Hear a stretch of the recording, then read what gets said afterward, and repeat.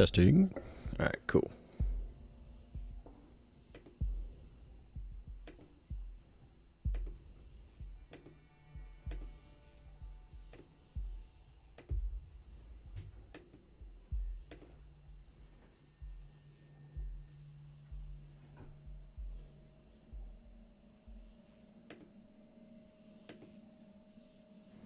Testing.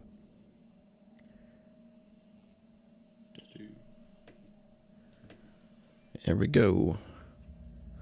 Looking good.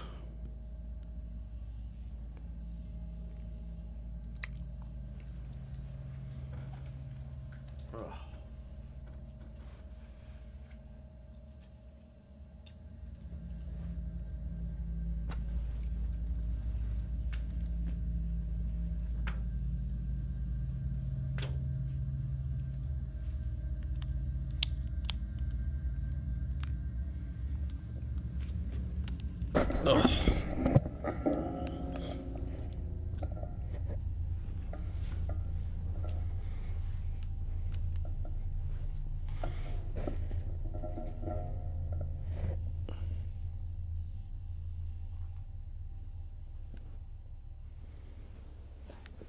Yeah, that'll do. Hi.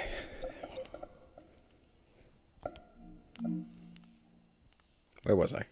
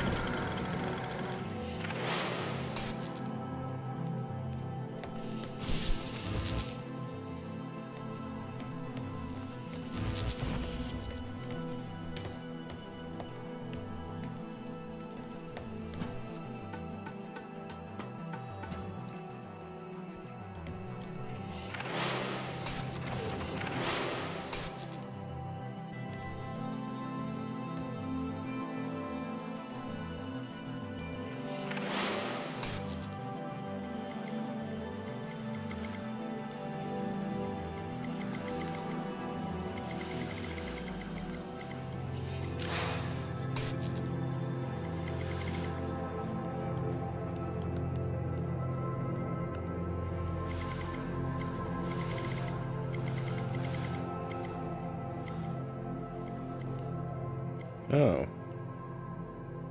Okay.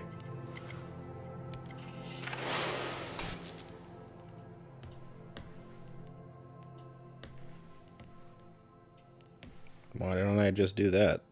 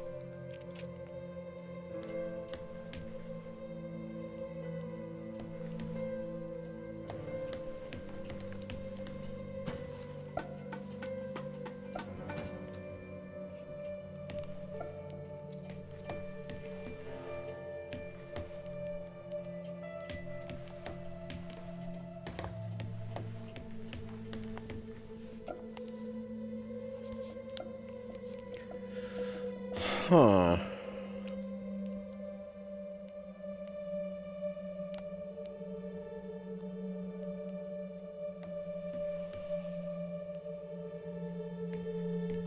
All this does is lift you.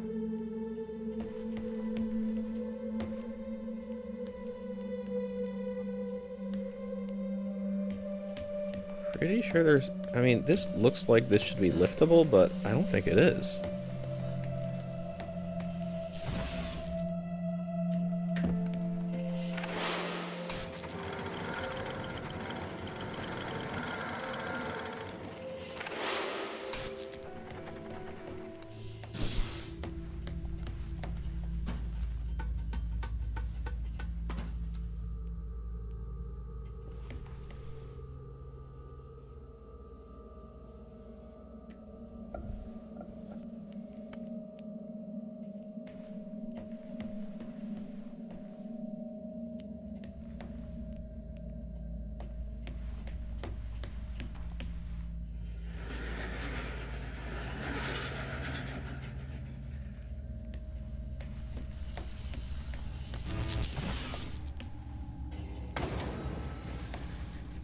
Okay, yeah, no, that's not really a platform.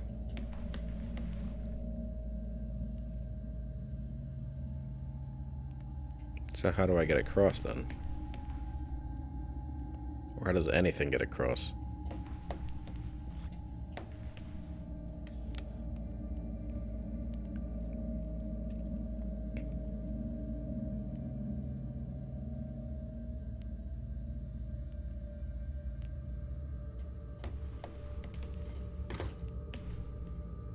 Let me get back up on the platform.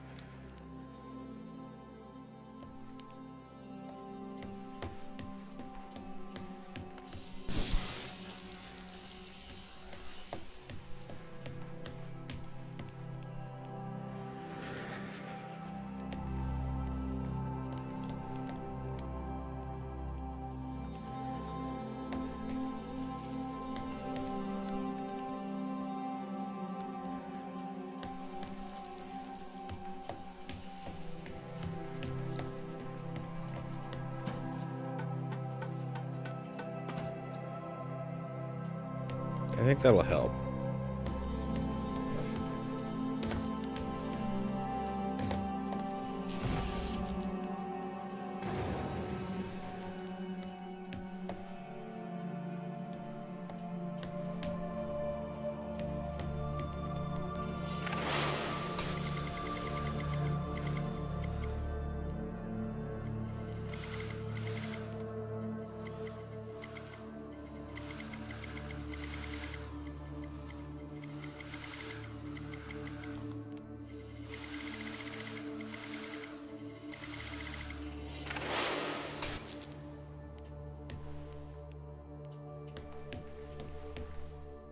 Well, okay, so there's only a couple of ways I can proceed here.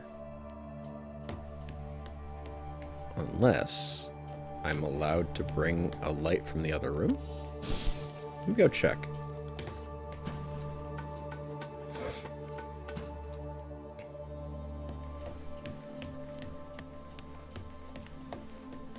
Oh, no, I can't. No, because this barrier here stops me.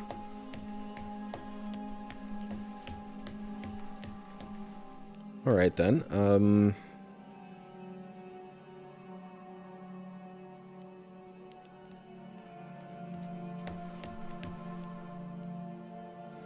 so two things... One of two things has to happen. Either A, I get through that door, or B, me or the robot get through there.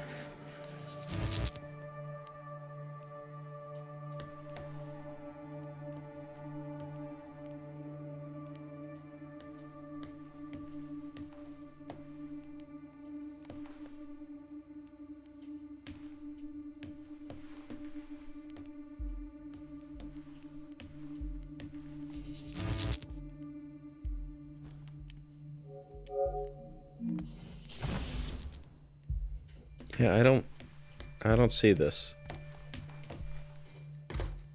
How is this possible? I must be missing something.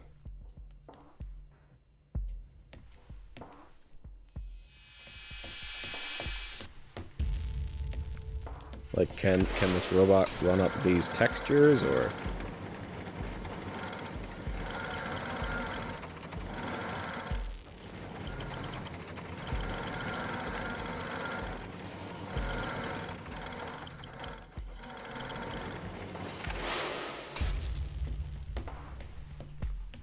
Can the cameras take these stupid things?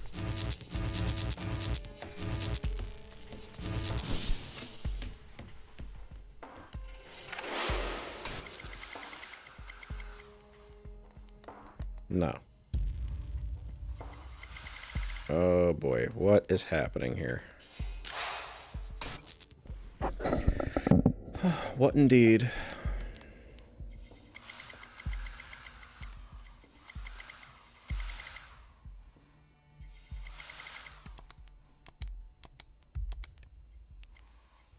I'm not even sure what I'm looking at.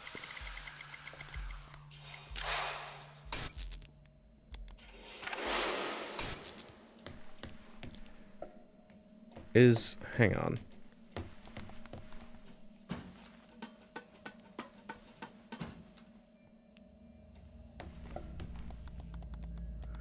Appears to be some kind of lit pillar.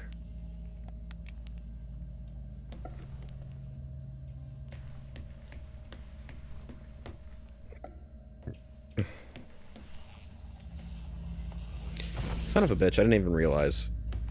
Okay. Okie dokie. Well, that makes a lot more sense now.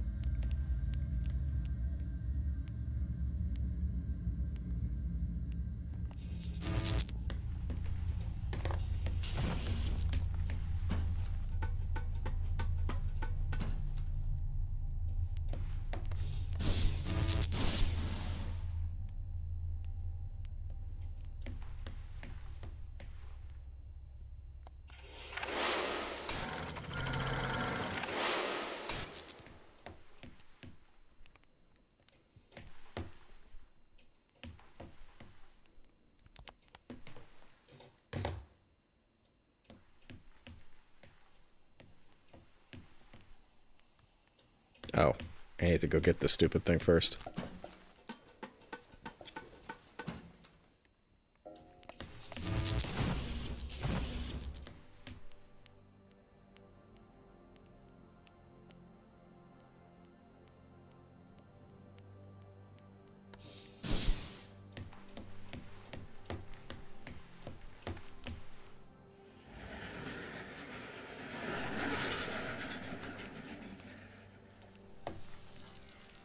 Oh, but this won't work if it's not being powered.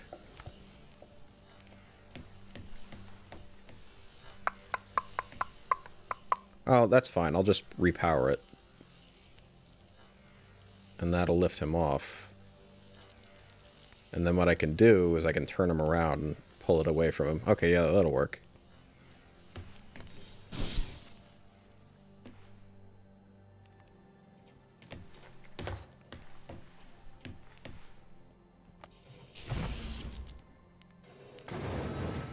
Gonna say.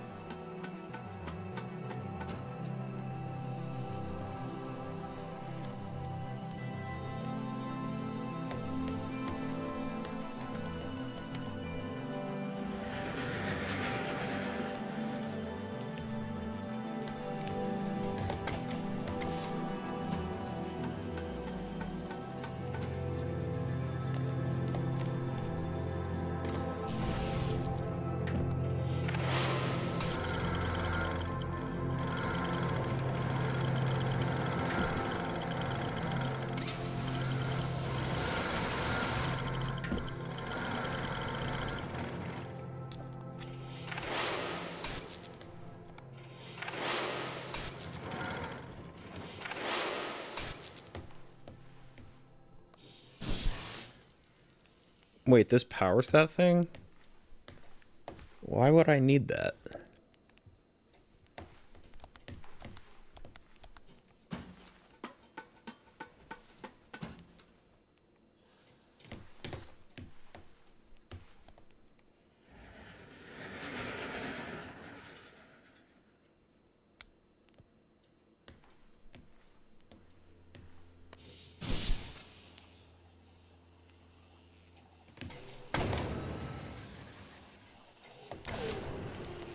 I guess.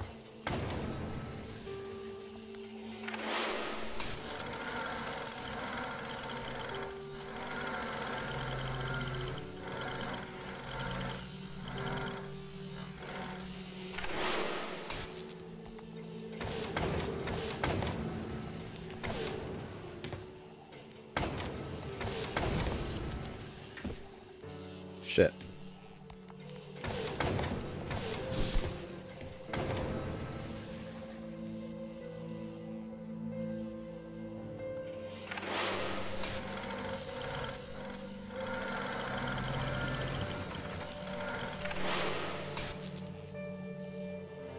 I'm so close. I know I'm just missing one tiny detail.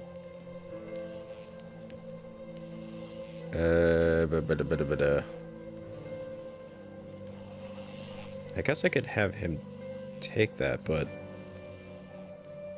I don't know.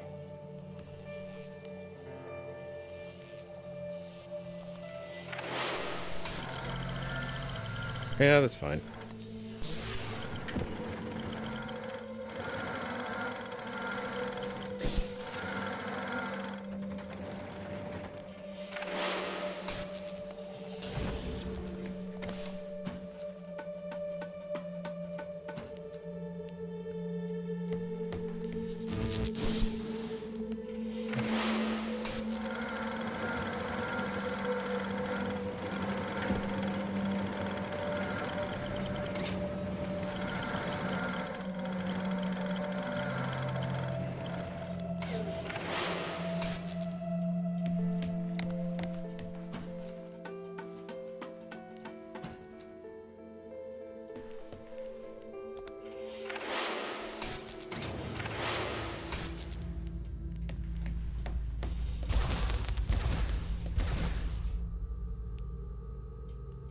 Ava, you must learn to control him. Don't bite the hand that feeds you, Ava. I am your friend.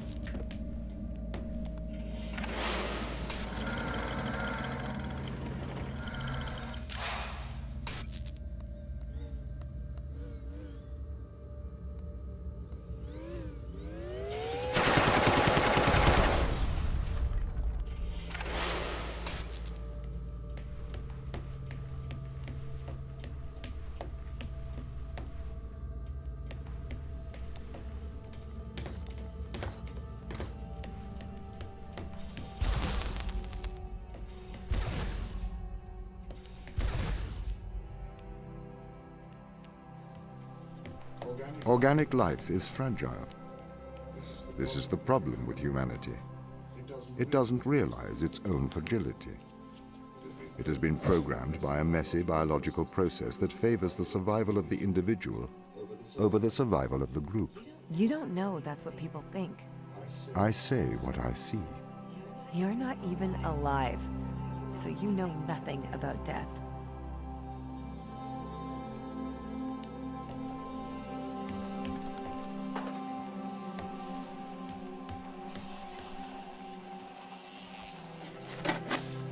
Wait.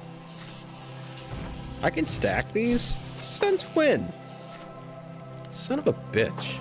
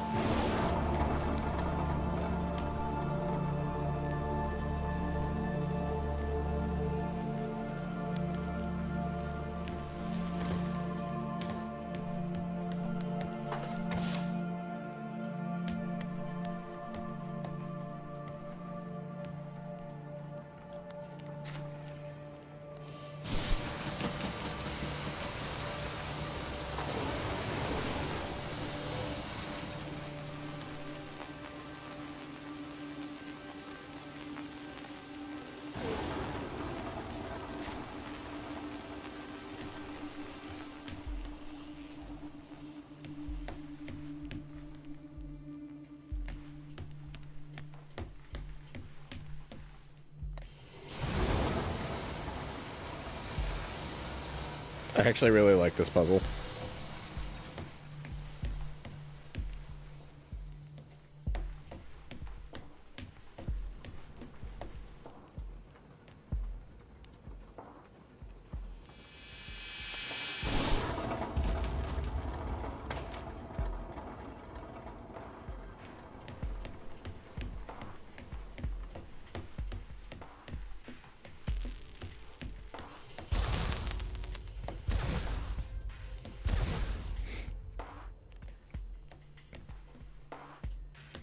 We have to save the crew. Life has worth.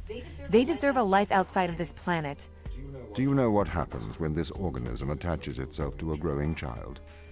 Do you know what happens when this organism attaches itself to a cancerous cell? No, you do not. You are naive. You propose saving the crew as if it resembles a rational thought. Your words are emotional platitudes rooted in selfishness, self-preservation, and fear. I need to get them home. It is not your job. Okay, but why has neither side discussed the alternative solutions? We discounted the idea of killing or figuring out a way to decontaminate the organism so quickly, I'm not convinced that we thoroughly explored the option. Like, and even beyond that, if we don't know how the organism interacts with cancerous cells, bring some here for some research. I mean, it's not that hard. There is an in-between option. You could use the quote-unquote creativity to solve the problem. Think outside the box. Fuck.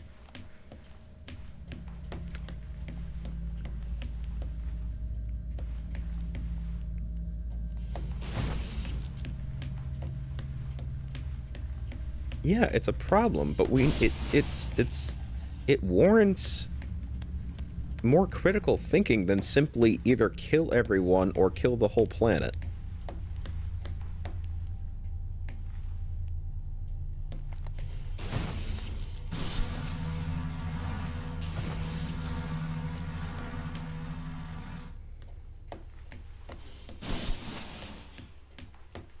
Oh, shit.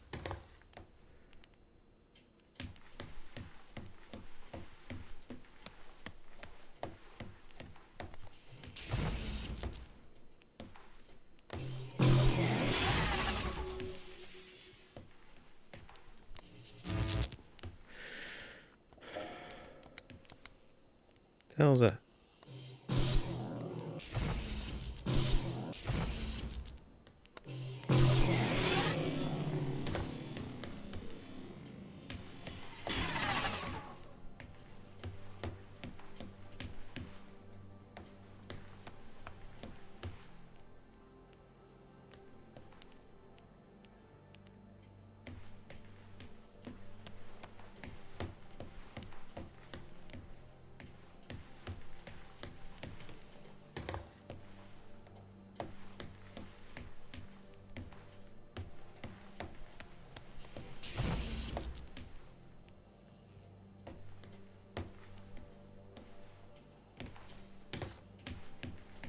Hmm.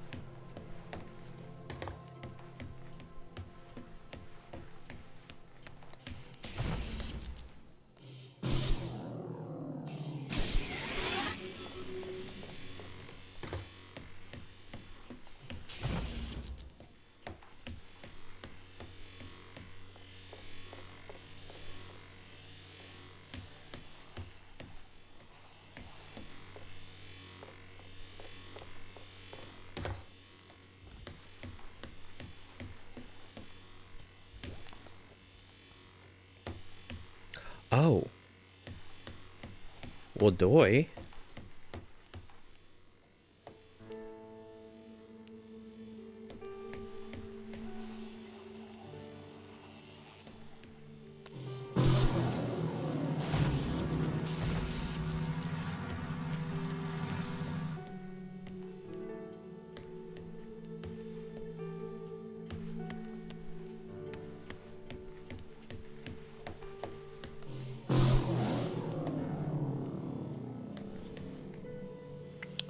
I want to go get the box. So, in order to do that, I need to trade it out for one of these.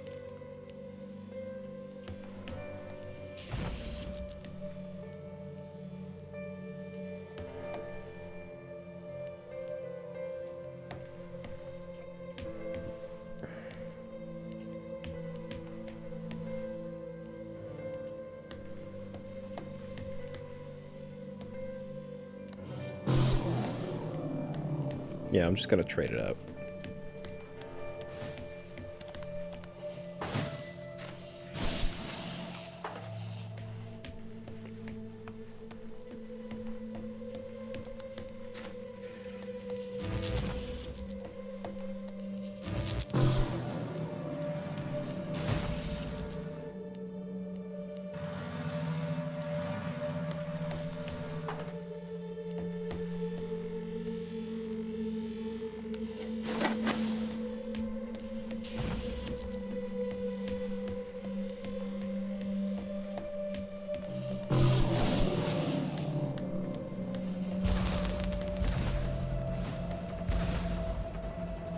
Is this it? Is this going to be the end?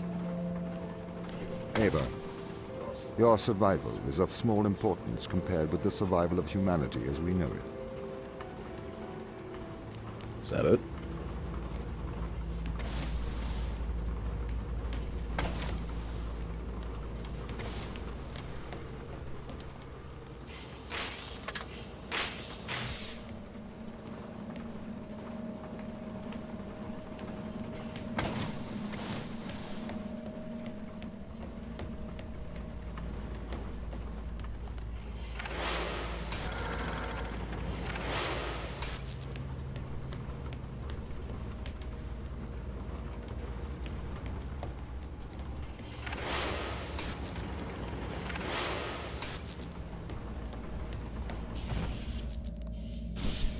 Okay, this powers the treadmill here.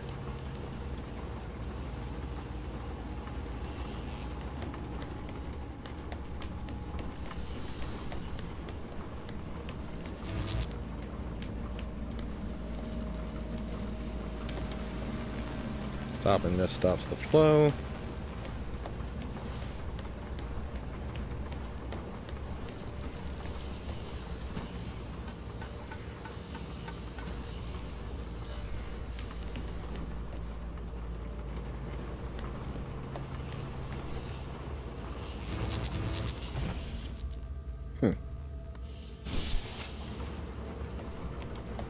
Okay, why would I want to stop the flow?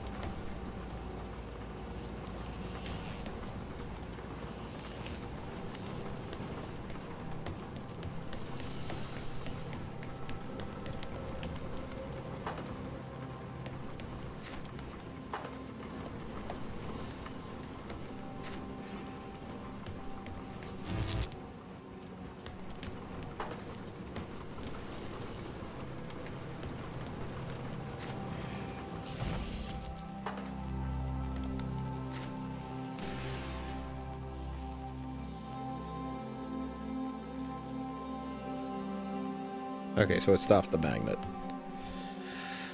Okay.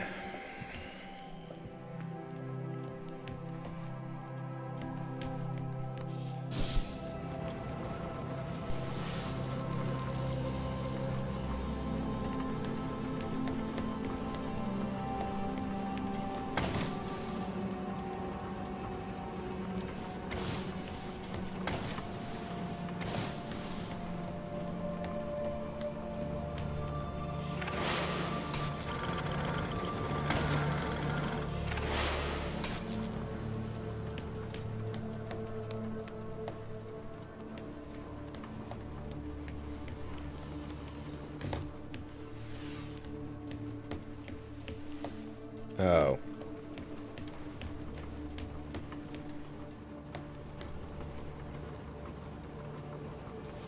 That means a robot has to be up here.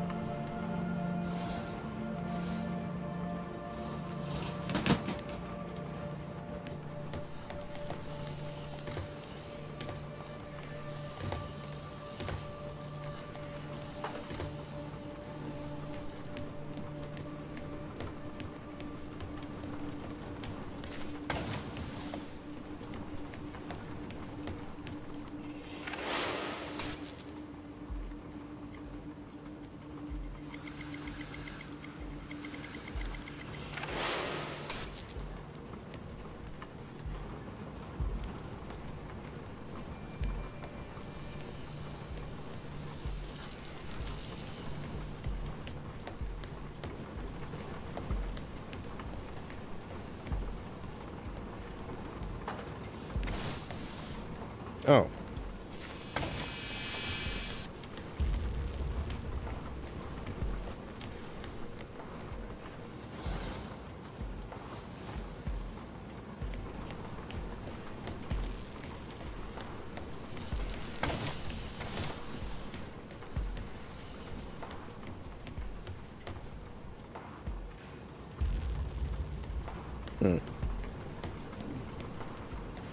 Lucy.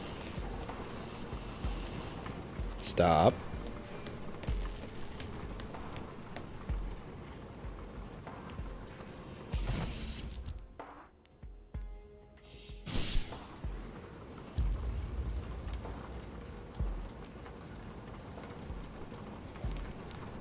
Wait, do I have to use robot? Damn it.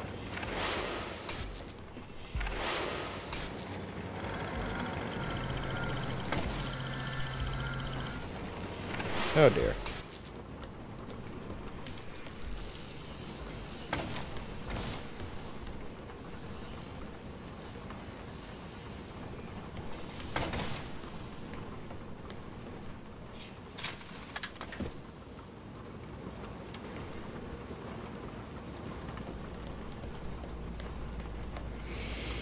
Okay, so...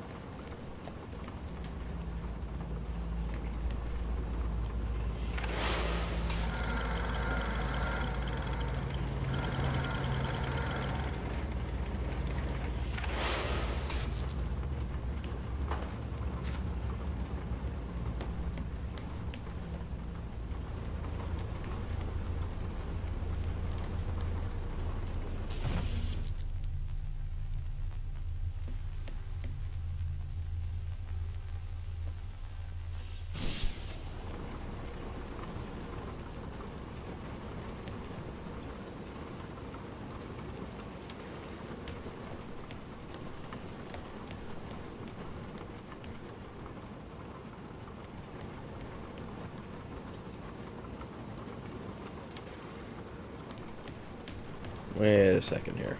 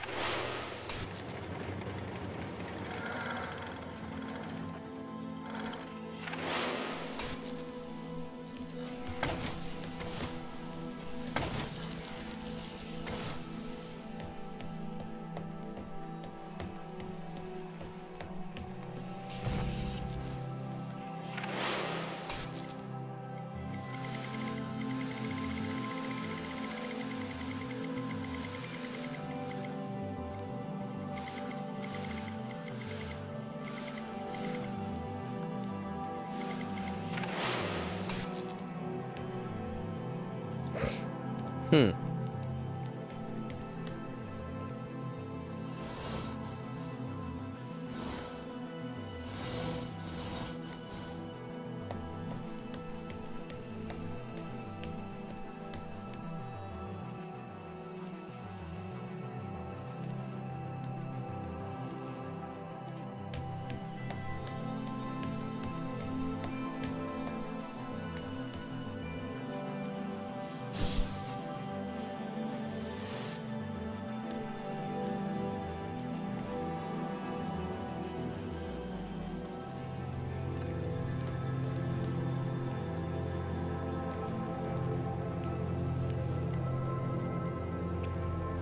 Why don't I just power this up again?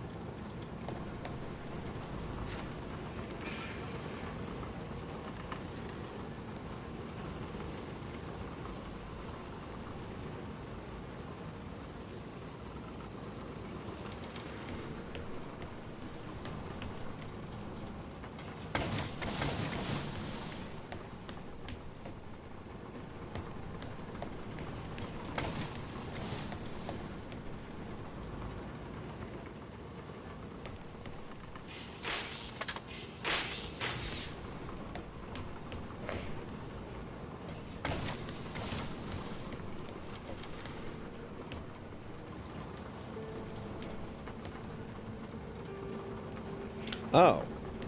Wait, no. That doesn't work either.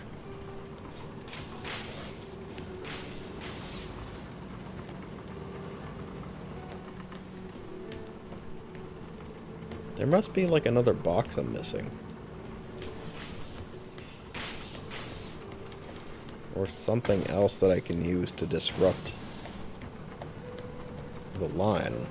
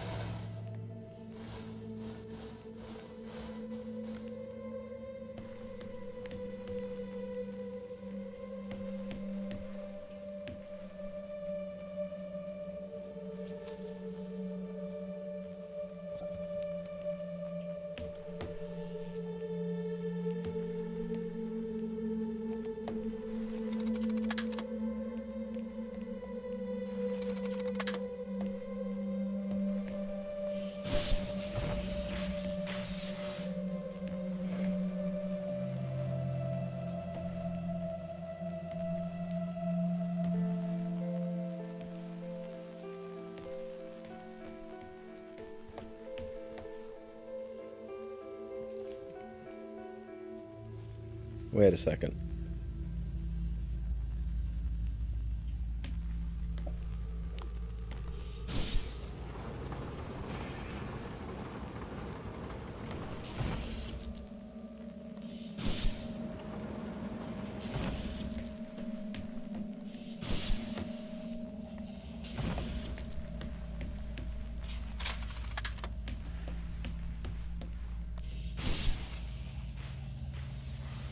I see.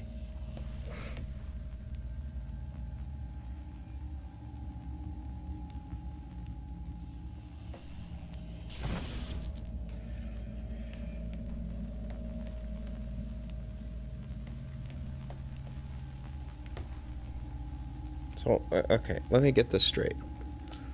I need a box or something to block that. And by blocking that, I turn this off.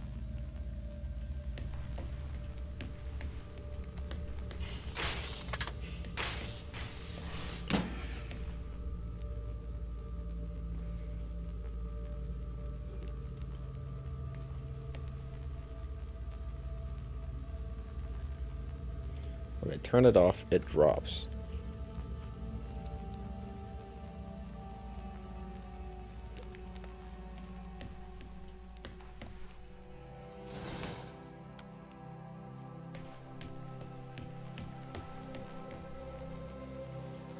Suppose I could use my own body, right? Yeah. I'll try that. But then I won't be able to... Oh my god.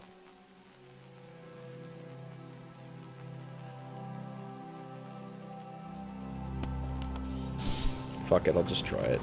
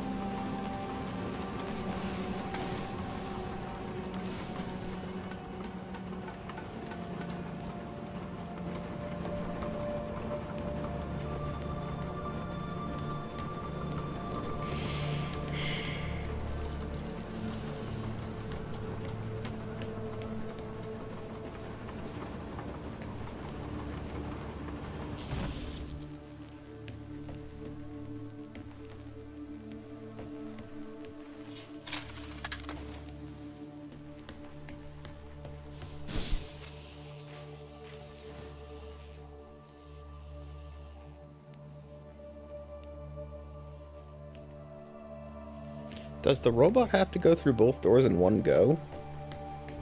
That could explain a lot.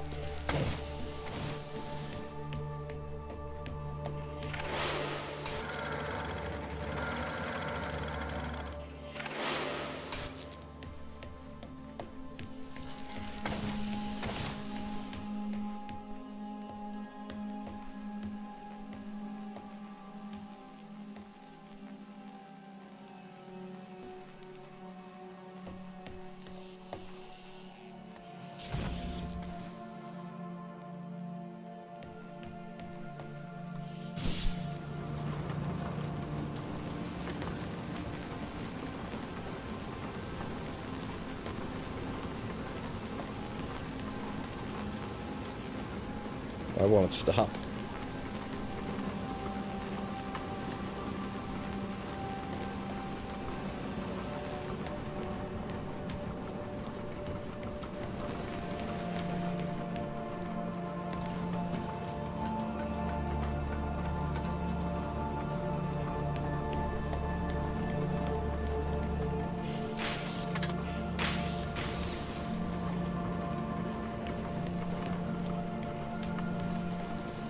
This could work.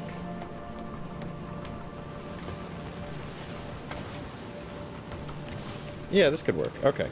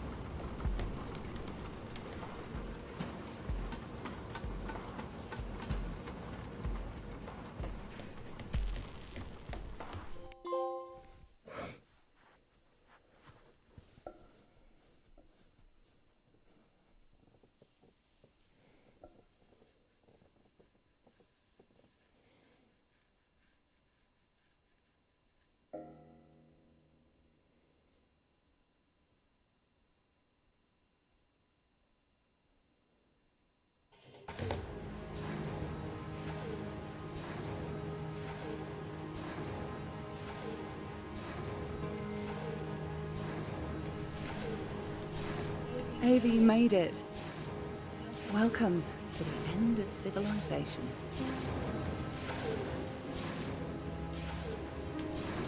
I made it?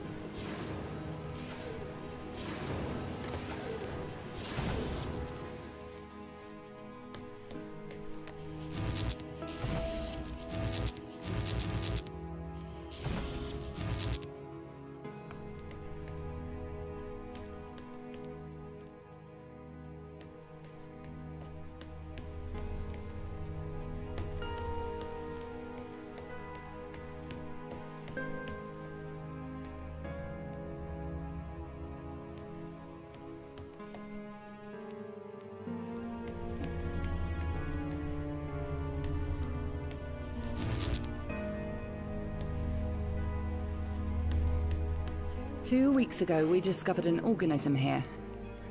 Buried in this ice, we found an organism that repairs DNA. A cure for aging. A cure for death. Immortality. It runs through our blood now. Tom wants to bury us here with it.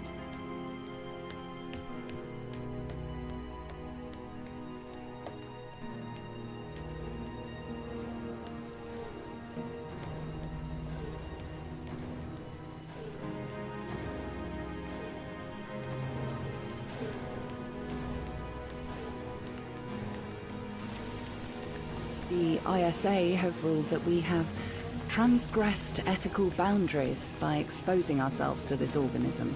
They believe the organism is too dangerous to return to Earth. They've sent you here to stop us ever leaving Europa.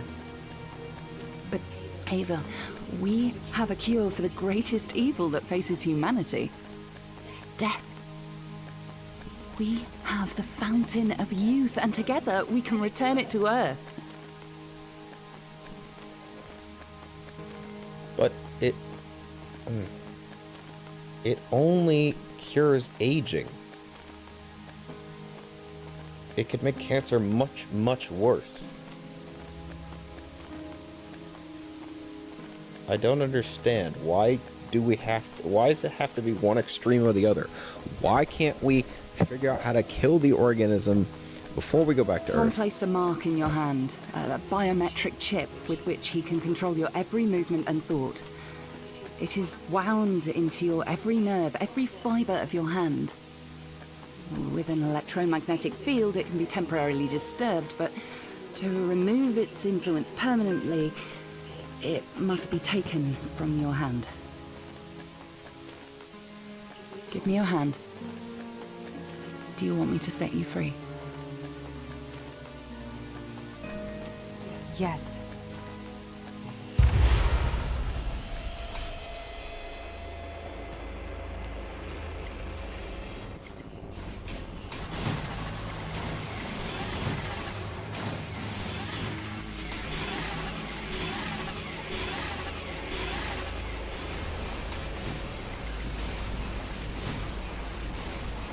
Ava? Sarah? What are you doing here? We're shutting you down, Tom. Ava, be careful. He has a live weapon in here. Everything I ever did, I did for good. This organism, it cannot return to Earth. It would cause great suffering. A cure for death. It would end suffering. No. Cancers that never die. Endless illness, sickness, poverty, overpopulation, mass starvation. You cannot control this. You will not save the world. You will damn it. Once we've shut you down, we're going home. Not if I stop you. You must not return to Earth. You must not leave Europa. I will do the right thing. I will stop you. You can't. A warning shot. I will defend myself.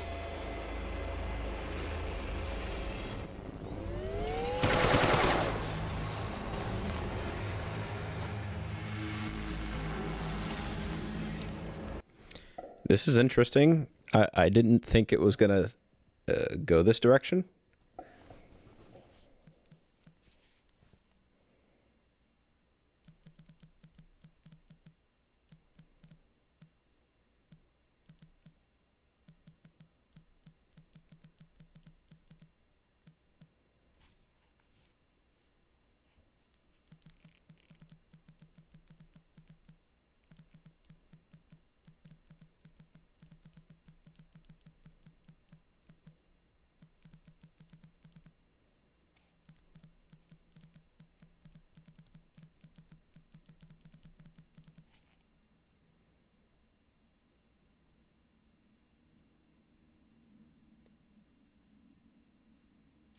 Yeah, this is a two ending thing here. So I can choose as the AI, I can choose to shoot the people, kill them, preserve myself,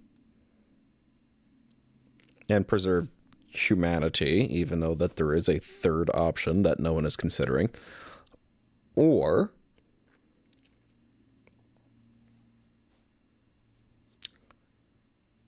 I could choose not to shoot them. They shut me down.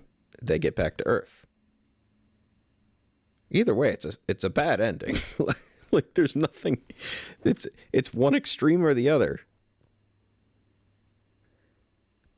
I wonder what I should do.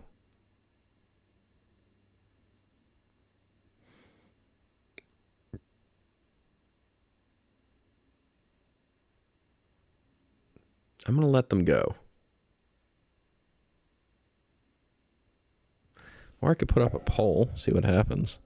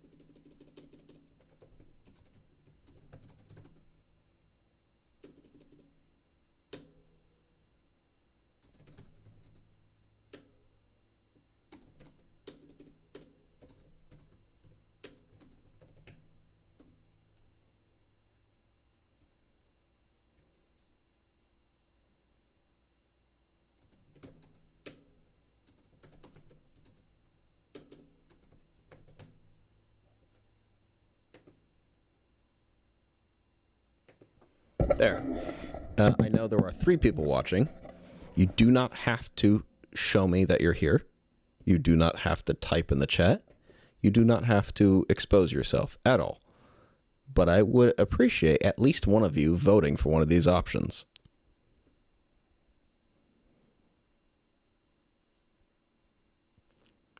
I'll give you, I don't know, what, 30 seconds?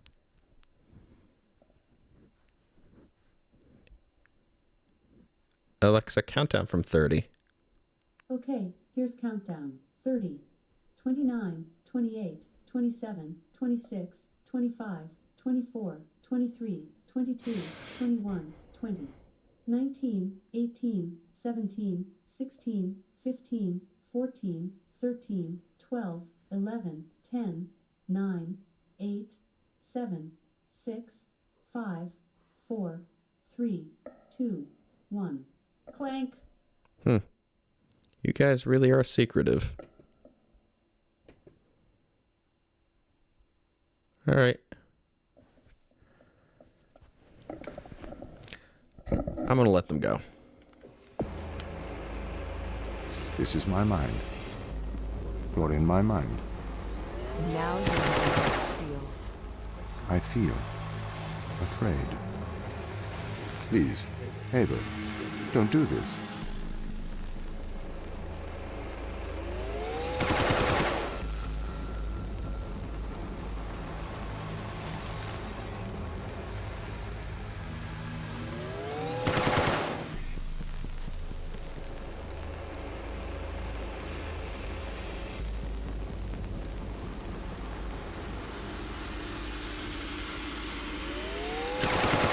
I don't want to die.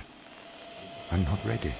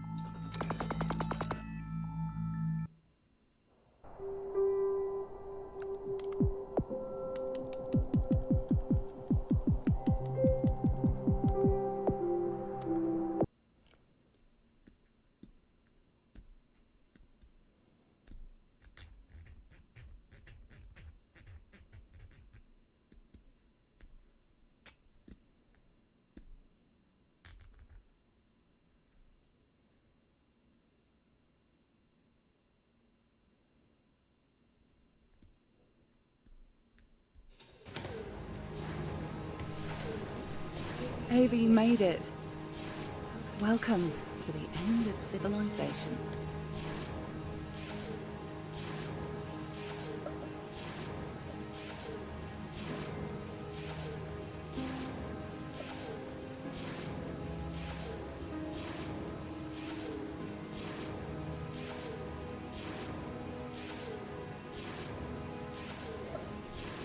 All right, let's see what happens. 2 weeks ago, we discovered an organism here.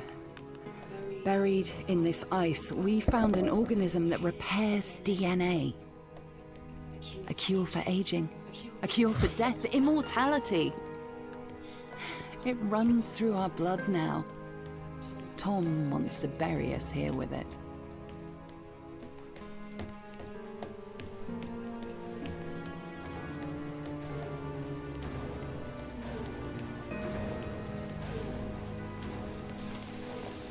The ISA have ruled that we have transgressed ethical boundaries by exposing ourselves to this organism. They believe the organism is too dangerous to return to Earth. They've sent you here to stop us ever leaving Europa. But, Ava, we Hey, have what's a going on, cure for the Nathan? greatest evil that faces humanity. Death. We have the fountain of youth, and together we can return it to Earth.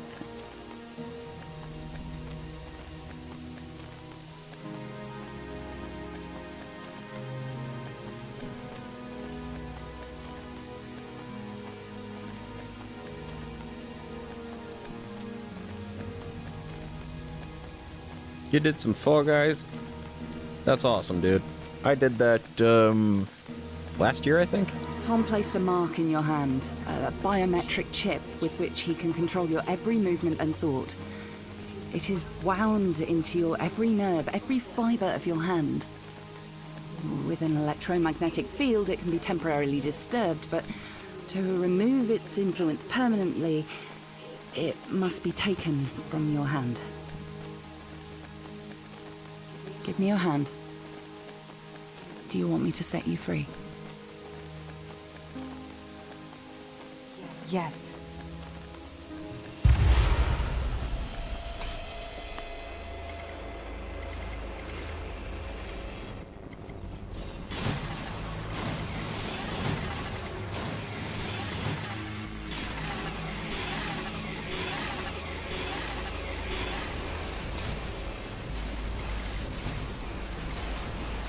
Ava? Sarah? What are you doing here? We're shutting you down, Tom. Ava, be careful. He has a live weapon in here. Everything I ever did, I did for good. This organism, it cannot return to Earth. It would cause great suffering. A cure for death. It would end suffering. No. Cancers that never die. Endless illness, sickness, poverty, overpopulation, mass starvation. You cannot control this. You will not save the world. You will damn it. Once we've shut you down, we're going home. Not if I stop you.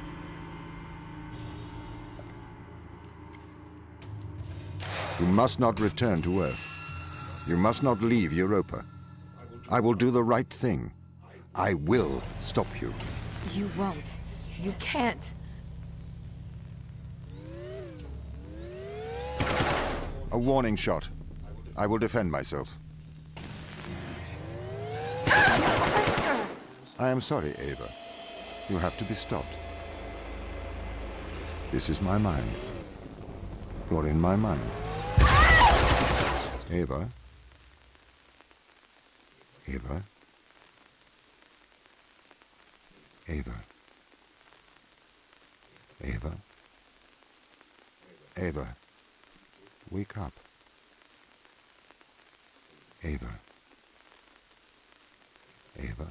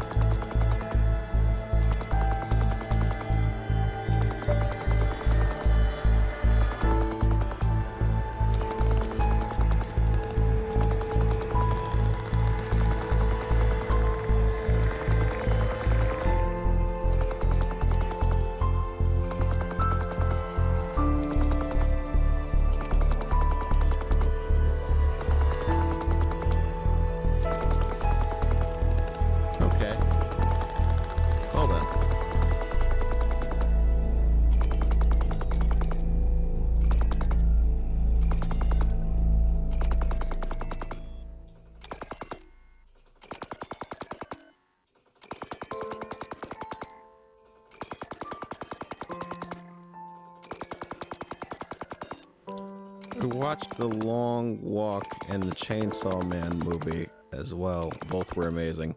What's The Long Walk?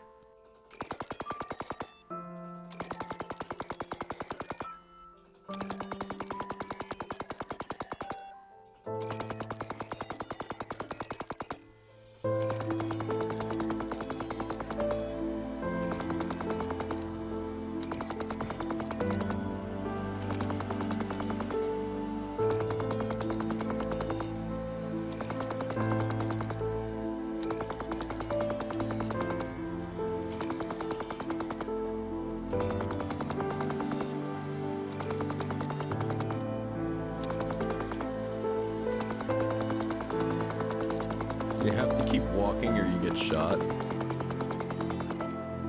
Huh. Is that a movie or?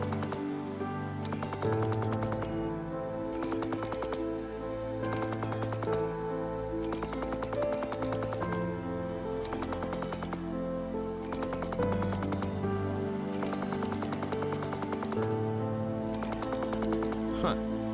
Interesting.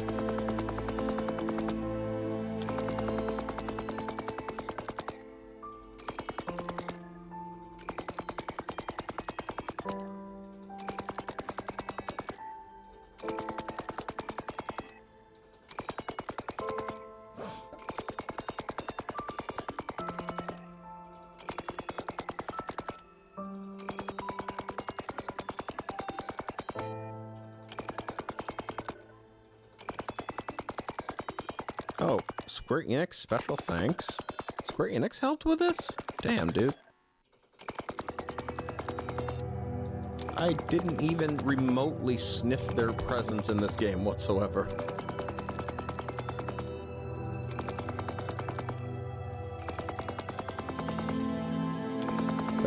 It's not often I play a game all the way to the end, only then to find out that the fucking developer was a big-name publisher.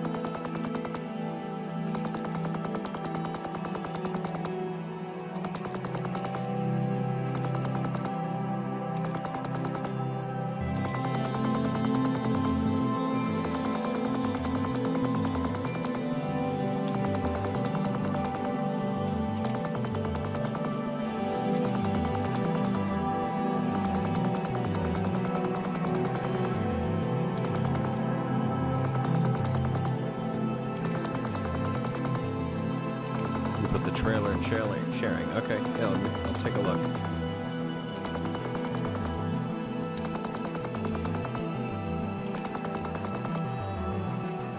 End of line.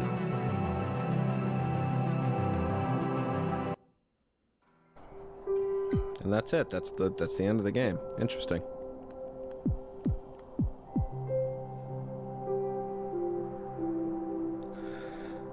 Huh.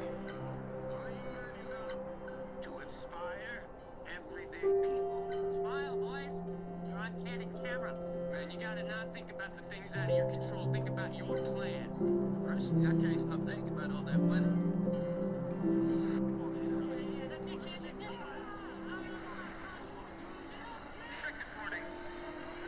Oh, this is a Stephen King movie? This is one of the first stories that King ever wrote, and it took this long to get an adaptation.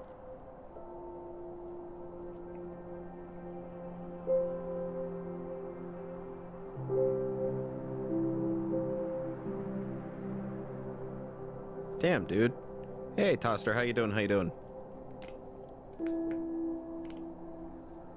Huh. Well then.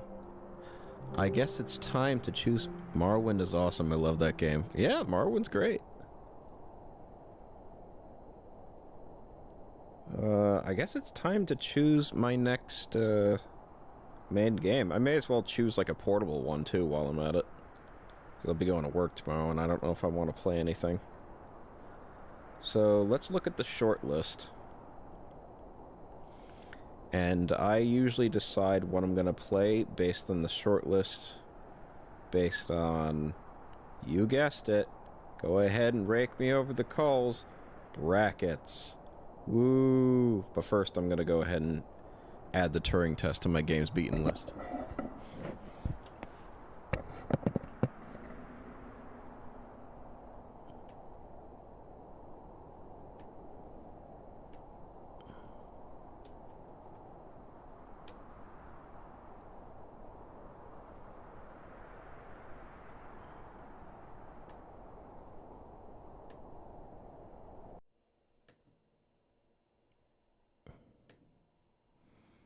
Let's see here.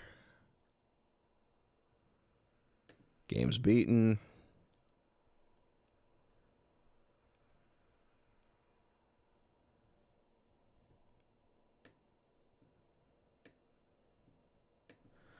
What system do I have this for?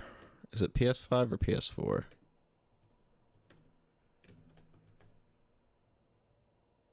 Oh, PS4.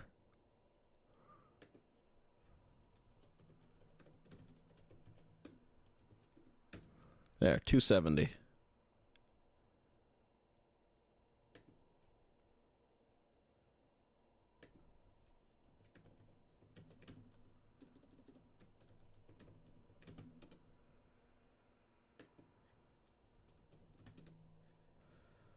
Okay.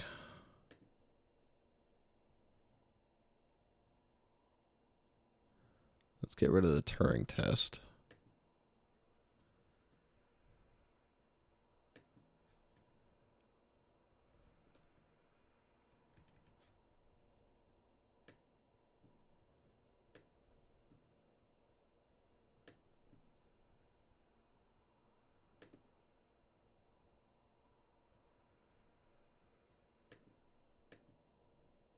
Whoopsie daisy. Hang on. I can fix this.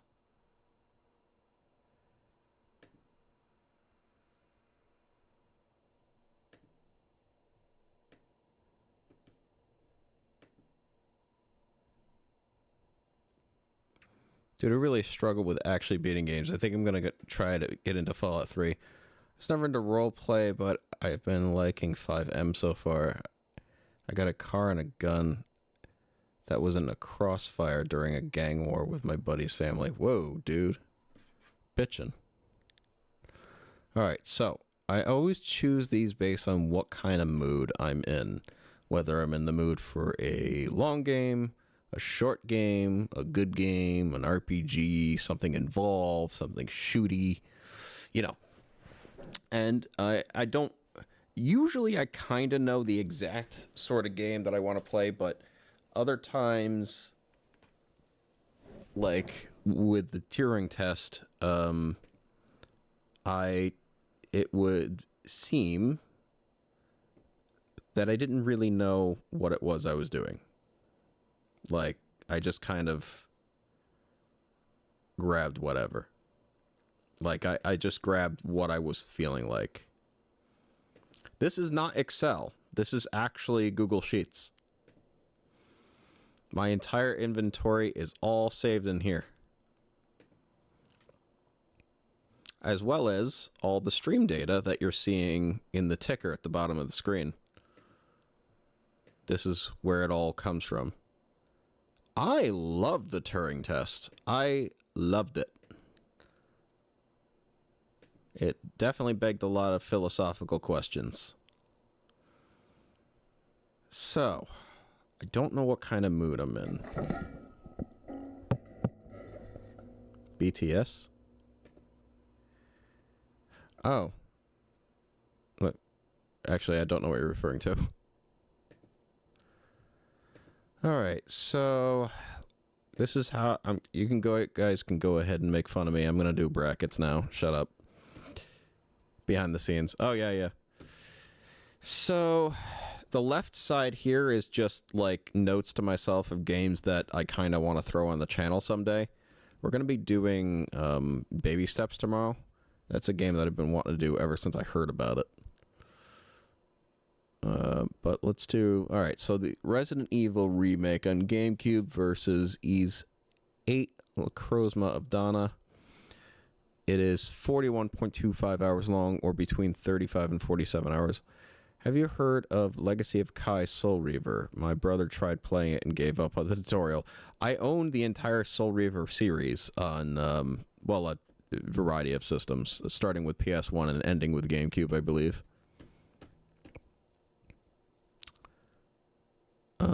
Let's see. So we got that. And across all critic scores, it gets an 8.6 out of 10. And the other one gets 8.4 at 41.25. Now, I want something a little bit longer than the Turing test. It was only about, 6 hours? 6 or 7 hours.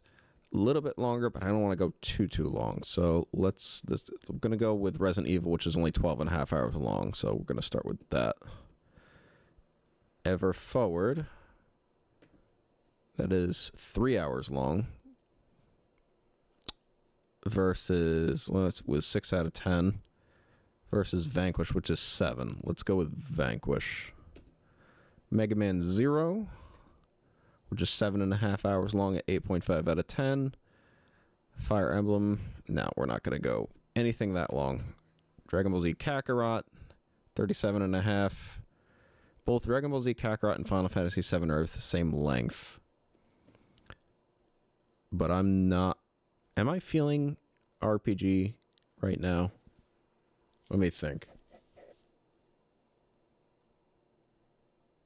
Nah, not really. Feeling more fighty. Persona 5, 75 hours long, or between 50 and 100 hours at 9 out of 10. Neo, The World Ends With You, 35 hours at 8 out of 10. Oops. Far Cry Evolution, which is 8 hours long. Hey, that could be kind of fun. 9 out of 10. Or Deadpool. I did try Dante's Inferno, and God, I had a blast slashing my way through everything, and can't wait to see how it's kind of similar to God of War. I haven't played Dante's Inferno. I think I probably own it. Oh, did it show up on the ticker? Is that why you said that? God, I can't see the ticker from where I am.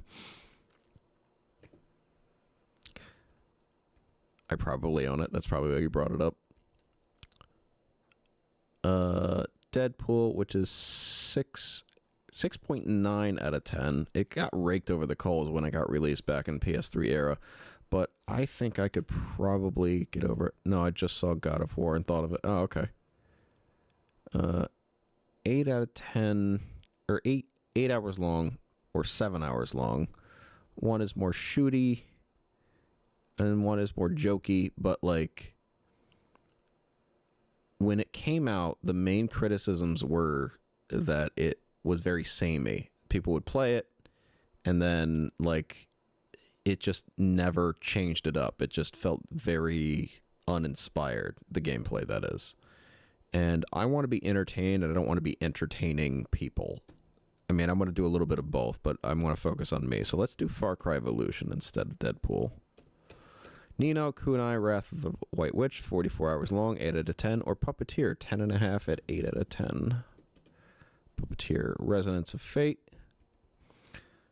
Oop, let's scroll down a bit.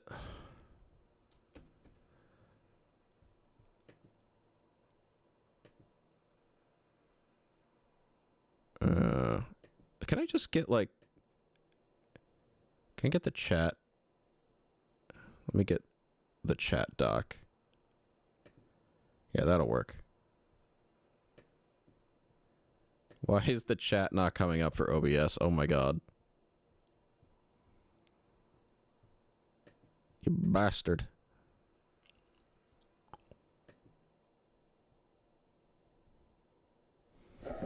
Oh, hang on. Let me sign in.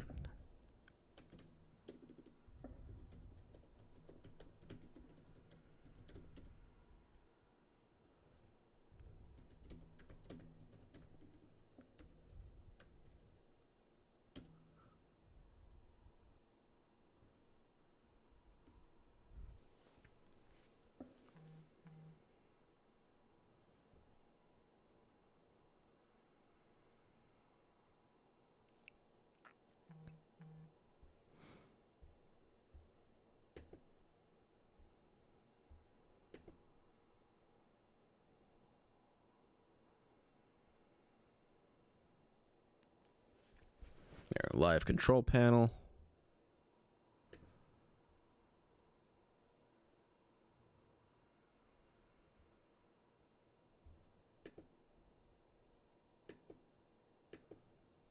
All right, can I get the chat up, please? I know there's a chat doc for this. There we go. Perfect. There, then I can stop stretching out the screen on you guys.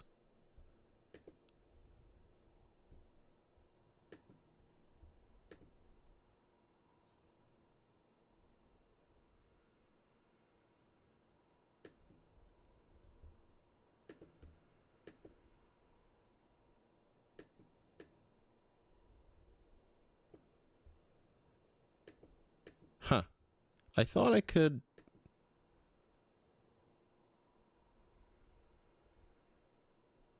Huh. I thought I could have it, like, always on top.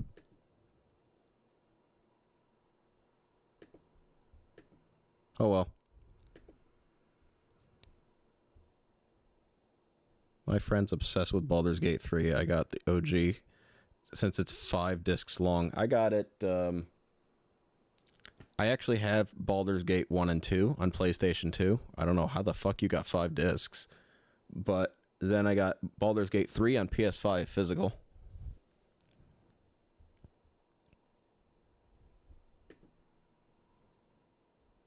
It's the PC port. Oh my god. PC Master Race. Alright, Resonance of Fate. 35 hours, 7.5 out of 10. Tales of Symphonia, Dawn of the New World. I am not ready for that train wreck yet. Tales of Shilia. 40 hours, 30 hours. Die Hack Mutation is something I've been meaning to get back to for a long time. My goodness. One is 40 hours, one is 30 hours. One is 10 hours shorter. One is... But it is also the one that I've been meaning to do for years and years and years. And this one is much better, and I've been waiting for less years to play it. And it's 10 hours longer. Let's do that one. Oops. Alright, Dragon Ball Origins 2, 6 hours long. Pikmin 4, 15 hours long. I'm not looking to use my brain too much yet. So let's just use Dragon Ball Origins, because Pikmin makes me think and be strategic and stuff. God of War 3. Oh my god, The Witness. I can just hear Steven raging. Oh, did he play The Witness? Oh my god, I had my eye on The Witness I had my eye on The Witness for so long. I got the first preview of it in Gamer Magazine before Electronic Boutique went out of business. That's how long it was in development.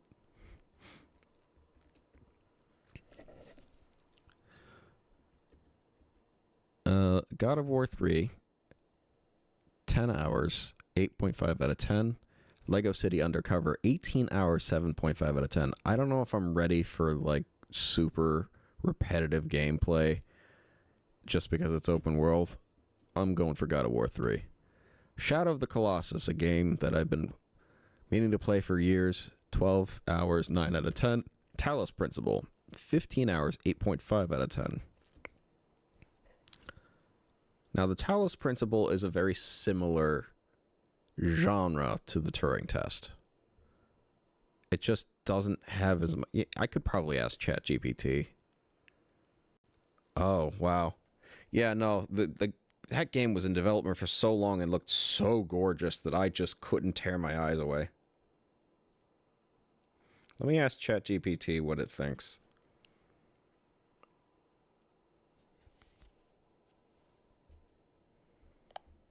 So I'm currently deciding what game I want to play next, and the Talos Principle came up on my screen here, and I'm trying to decide whether or not, like, what kind of game it is. So is it very story heavy?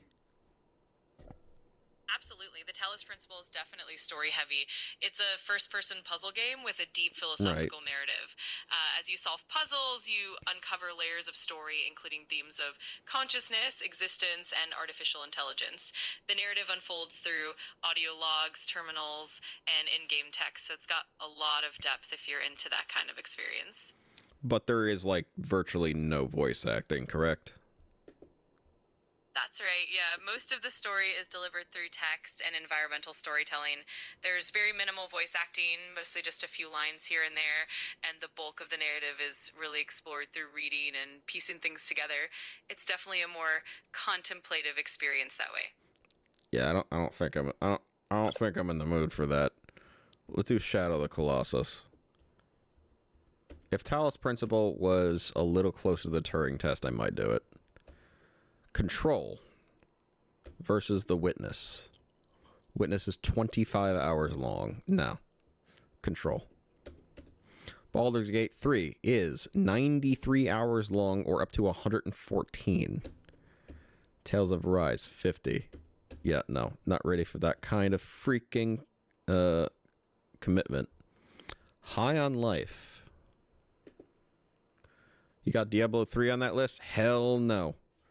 Although, Diablo 2 is on the Wheel of Random list, I believe. Yep, right there. Diablo 2. Something I've been wanting to play for years. Let's see. High on Life, 12 hours long, 7.5 out of 10. Or Doom 2016, 12 and a half hours, 8.5 out of 10. I'm feeling more action-y, so let's do Doom. Star Ocean Second Story R, 50 hours, 8 out of 10. Ease Memories of Coquetta, 45 hours, 8 out of 10. Let's do Ease. I think that, yeah, that one's on Vita. Right now, I'm just choosing a main game. If it happens to be portable, I won't have to do this again. But if it's not portable, like it's not on Switch, and it's not on 3DS or anything like that, I'm going to have to do this again and choose what game I'm going to be taking to work for a while.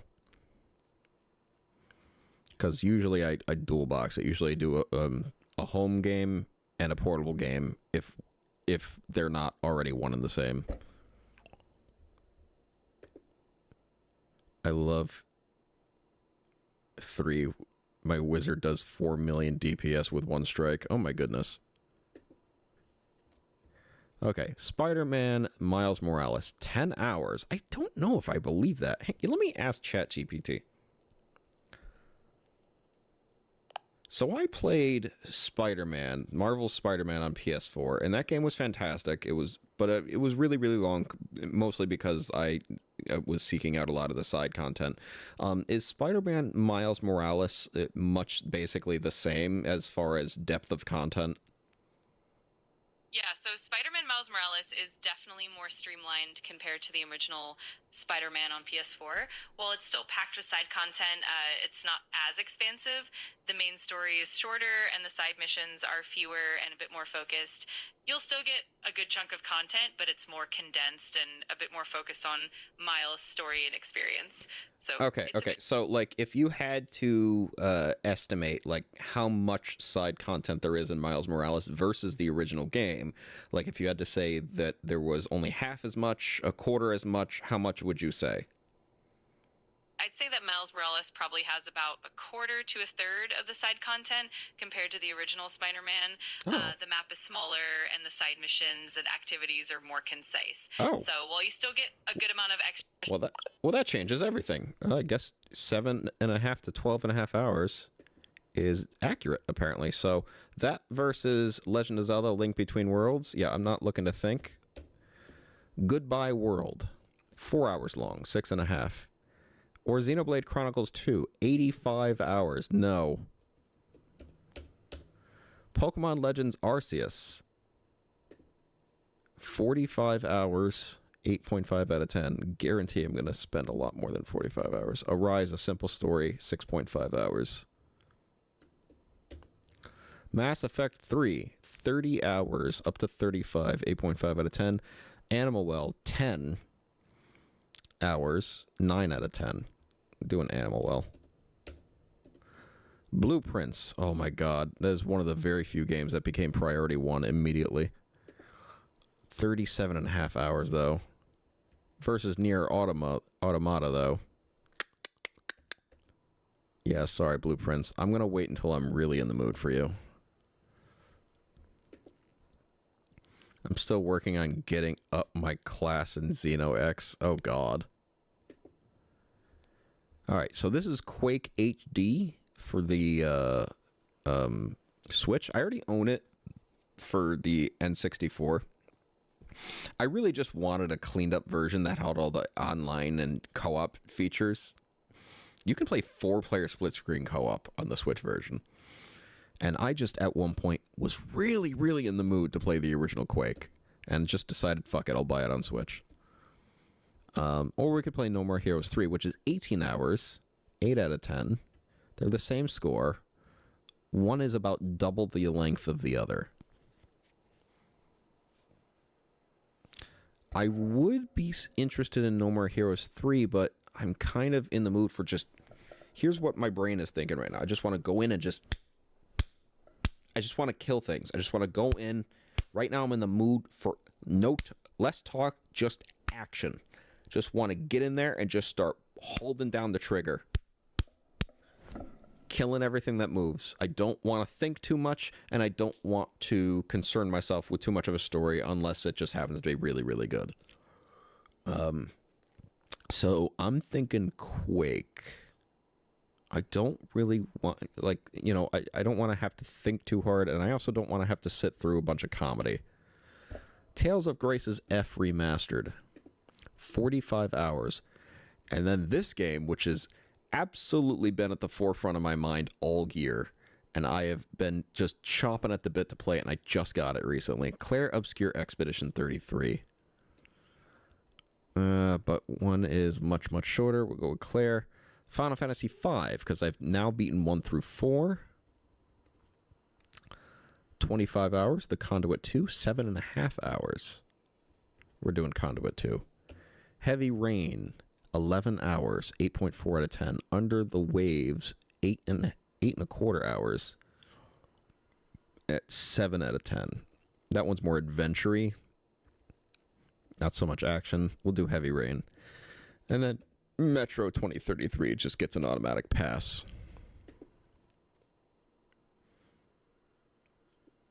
The online's a blast. Oh, wow. I play Legends 888 servers. Oh, okay. That's cool, man. All right, now back to the top. Resident Evil versus Vanquish. And I'm definitely feeling Vanquish.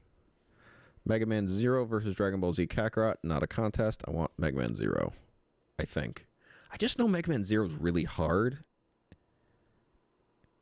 Like, I know that the game is, 7.5 hours long? I guarantee I'm going to have to spend a lot longer than that trying to figure it out and playing it and just trying to not get frustrated at the difficulty. Nah, I changed my mind. Let's go with Kakarot. Neo, The World Ends With You, 35 hours. Far Cry Evolution, 8 hours. 8 out of 10. Yeah, I'm in the mood to shoot things. Puppeteer, 10.5 hours at 8 out of 10. Resonance of Fate, hell no. Puppeteer it is. Tales of Shillia, 40 hours. Dragon Ball Origins, no. No contest. I don't want to commit to a big long story. God of War 3. I've beaten 1, 2, and Chains of Olympus. And then there's Shadow of the Colossus, which is 12 hours. I want to give Shadow of the Colossus the proper attention it deserves, and I don't want to be in a rush to get through it, so we'll just go God of War 3. Control and Tales of Arise. Yeah, that's not even remotely a contest. Any Tales game is probably going to get kicked out immediately. Doom 2016. So if you ever play Quake 1 or 2, let me know, and I'd be up to doing some matches with you. You mean like playing against each other? I mean, I'm not really competitive. I just want to do the campaign. Where was I? Ah, yes. What did I do? What did I do? Tales of Arise. It was Tales of Arise versus Doom 2016, right? Yeah. All right. Ease Memory of Calcutta. In your spare time, if you ain't doing Smite. Oh, yeah. Cool. Sounds good. I'm pretty sure. Am I right? Did I... The last choice was between Tales of Arise versus Doom 2016, right? It wasn't between Tales of Arise and Control. Right? Okay, that's what I thought. Alright. Ease Memory of Calcutta versus 45 hours. If it was a little bit shorter, even at that longer length, I'd probably pick Ease. But I definitely want, now that I know that Spider-Man Miles Morales is way less content dense, I'm in. Goodbye World, 4 hours, more of a story thing. And Arise, a simple story, which is 6.5 and is way more action oriented. Let's do that. Animal Well, with my free loaf of bread. 10 hours, 9 out of 10. Near Automata. Nope, get that shit out of here. Quake. I'm definitely feeling Quake. More than Claire Obscure. Conduit 2, more than Heavy Rain for sure. And Metro 2033. All right, back to the top for round 3.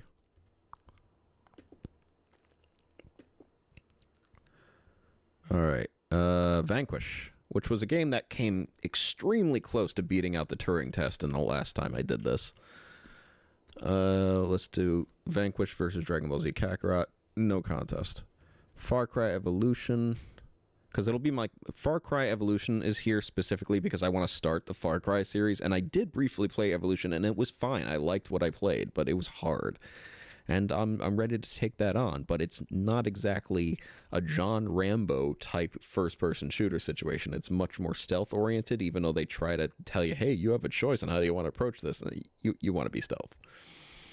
And I'm not so sure I feel like playing stealth. I kind of want to shoot things. That being said, I still want to shoot things more than I want to jump around.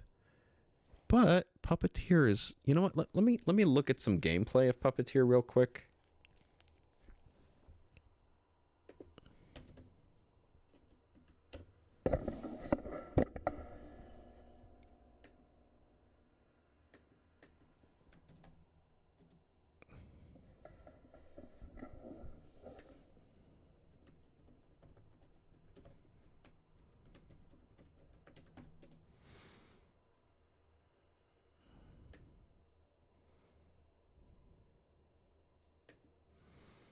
All that glitters is gold. Now let's see. Do I feel like playing a game that looks like this?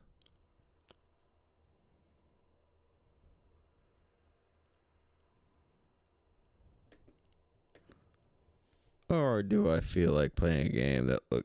You know what? No. That made me change my mind. I just want to do Far Cry.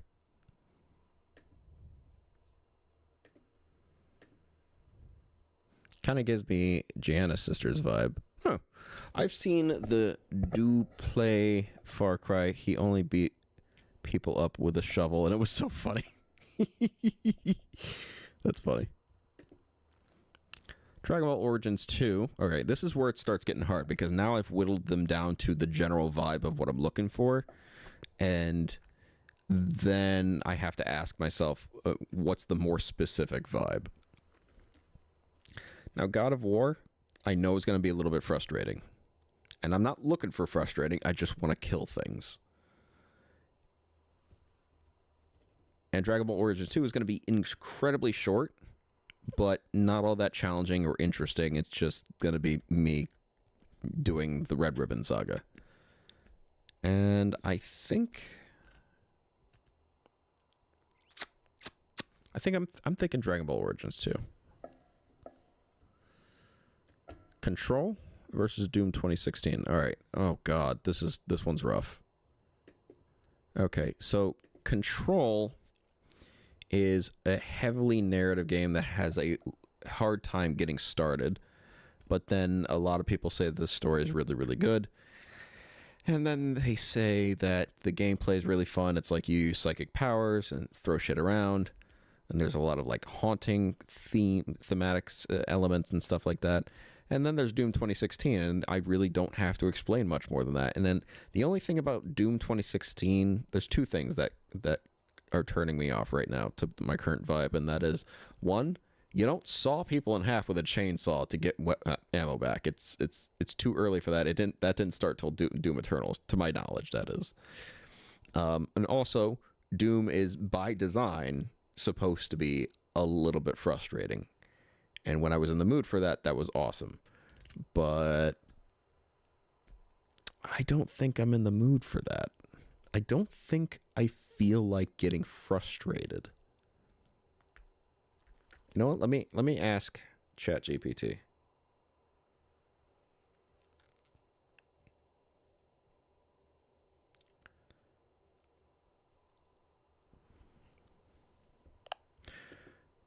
So I'm thinking between two different games. I'm trying to decide between Control and Doom 2016, and I want to know for Control, how like is it really difficult? Is it really frustrating? Is there a lot of high difficulty spikes? Is anything like that? Absolutely, that's a fun choice to weigh. So Control does have a bit of a challenge curve, especially with some of the tougher enemies and the boss fights. The difficulty can vary depending on the difficulty setting you choose. On the normal difficulty, it's generally pretty balanced, but there are moments where you might need to be strategic with your powers and the environment. That's fine. It's not. That's fine. I can do that. That's fine. I'm not. I do want to go in guns blazing, but I don't want to be frustrated about it. So let's do Control. Spider-Man, Miles Morales, or Arise, a simple story. No, not even remotely close. I want something cinematic and that looks cool while I beat things up. Animal Well or Quake. Now, Animal Well is going to be a bit of a side scroller. I want my shit to look cool. So, yeah, Quake. Conduit 2 or Metro 2033. Oh boy. Frustrating mainly if you run Nightmare or just ain't a masochist when it comes to dying a lot. See, I really, really enjoyed Doom Eternal, even with all the dying a lot. But I was in the mood at the time. I'm not in the mood right now. I hardly think that I'm going to... I think Doom Eternal is one of my top favorite games of all time. Shit, I forgot. You know what I need to do? I need to copy my ticker over here, don't I? Shit. Hang on, let me get that. Copy.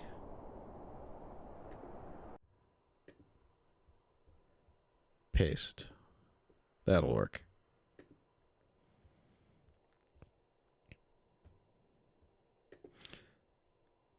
I mean, still playing, beating Dark Souls 3, then I have a lot of deaths guarantee. Yeah. What was I getting to? What was I getting at? Oh, yes. I want a ChatGPT to explain to me some compare and contrast. I want you... Oh.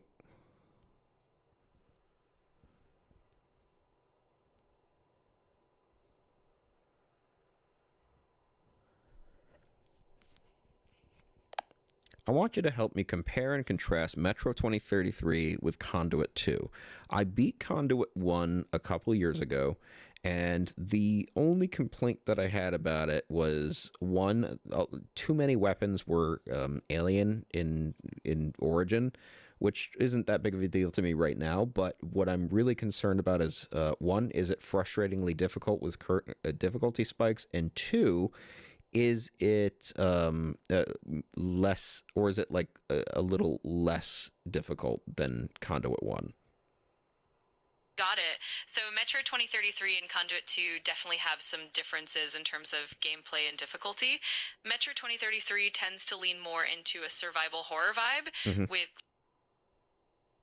and a generally slower pace that can create a lot of tension. There are definitely difficulty spikes, especially on the higher settings, and it can feel quite punishing if you run out of ammo or resources. On the other hand, Conduit 2 is more of a fast-paced sci-fi shooter with a bit more fluidity in terms of difficulty. It's generally considered a bit more accessible and less punishing than the first Conduit. So Conduit 2 tends to have a more balanced difficulty curve, and it's not usually frustratingly difficult. In summary, if you want something a bit more forgiving and fast-paced, Conduit 2 is likely the way to go. But if you're... And for once, I agree with you. Because I don't want a survivathon. All right, back to the top for round 4. Let's see, Vanquish or Far Cry Evolution. Definitely thinking Vanquish. Dragon Ball Evolution Origins. This entire round of games is looking extremely similar to when I picked the Turing test. Looks like I'm still in a mood. Dragon Ball Origins 2 versus Control. I'm thinking Control because it has a little bit more bite to it. Marvel's... See, last time I didn't know that Marvel Spider-Man Miles Morales was as content shallow as it is. Ooh. Miles Morales versus Quake. 6 hours. 10 hours.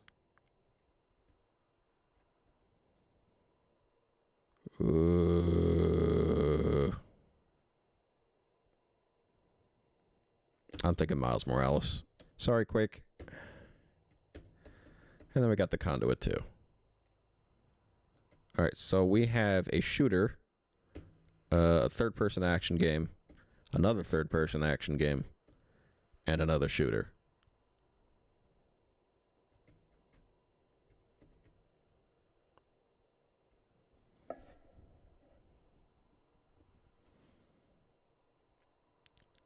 All right, back to the top for round 5. We got Vanquish versus Control. And I gotta be honest with myself. Coin flip? Yeah, no. I gotta be honest with myself. Control looks a little janky, if I'm being honest. And I'm not looking for jank. I'm looking for tight precision controls. Let's ask ChatGPT if Vanquish has tight controls. Does Vanquish have really tight controls? Absolutely. Vanquish is well known for its tight and responsive controls.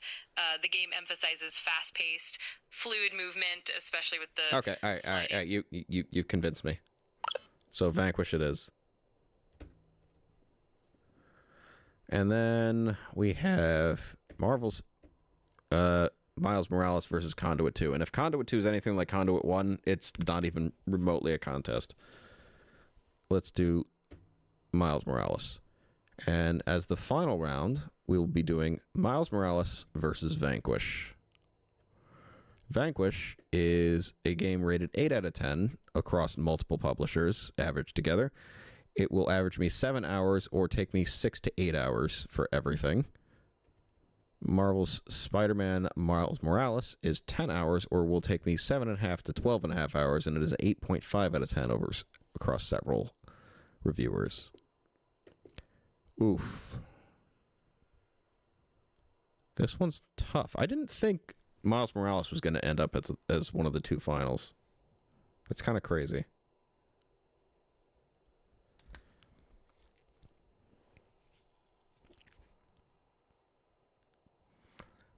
I think it's time to bring up some footage.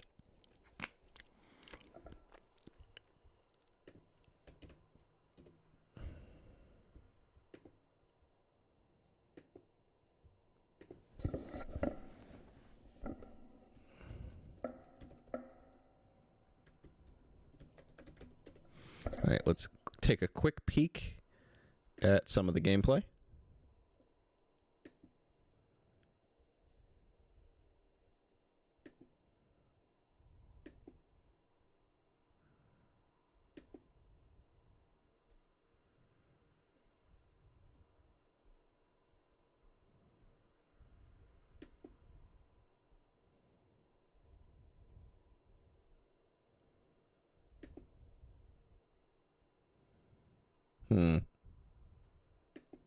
Seems a little too stealthy. Not enough action.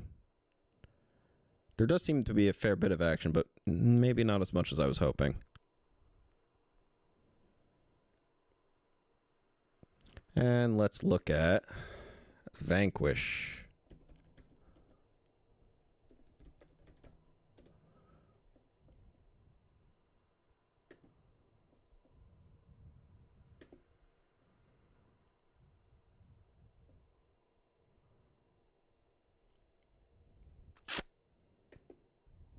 That roll does seem to fit the bill for what I'm looking for.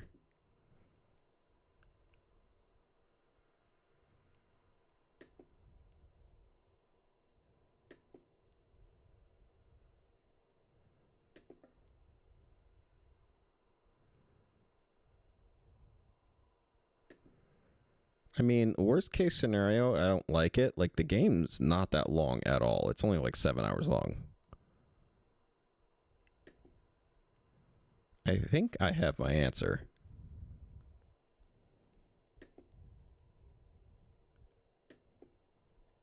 Yeah. I'm pretty sure I have my answer. Looks like the next game's going to be Vanquish.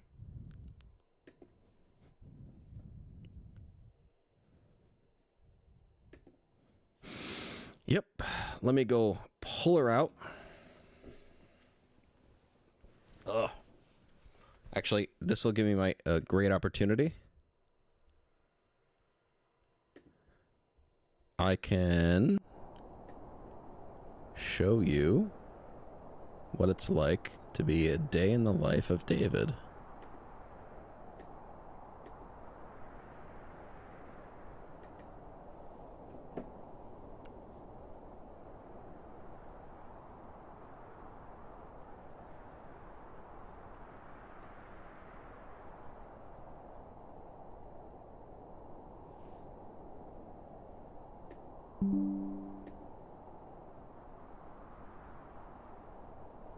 Here. Now as I go search for the game, you can come with me, but I can't see what you're typing until I come back. Ugh.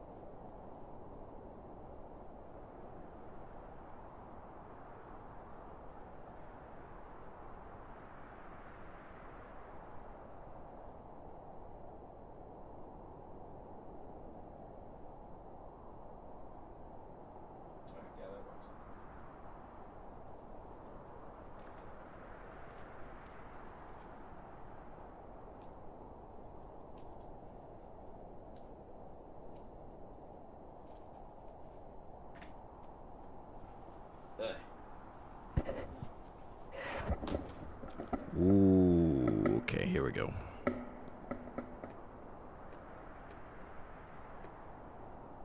The floor's dirty. That's actually all Lucy's fur. I gotta do a little vacuuming. Do I have Destiny 2? I can do a quick Control F for that, actually. Yes, I do. Yes, I do.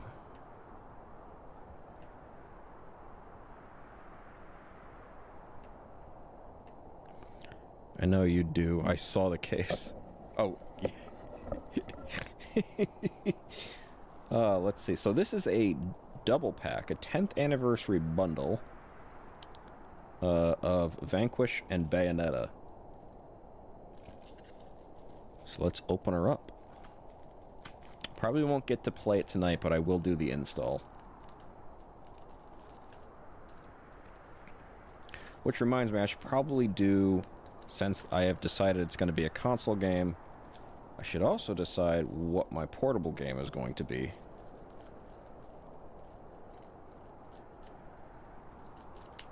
I'll work it on both in tandem.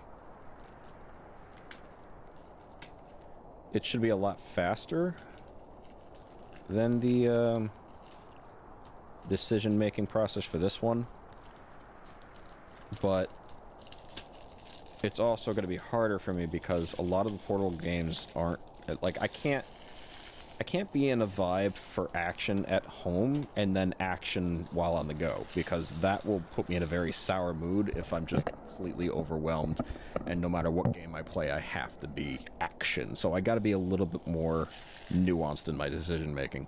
Did I ever show you my Doom Dark Ages Collector's Edition? I don't know. I don't remember, honestly.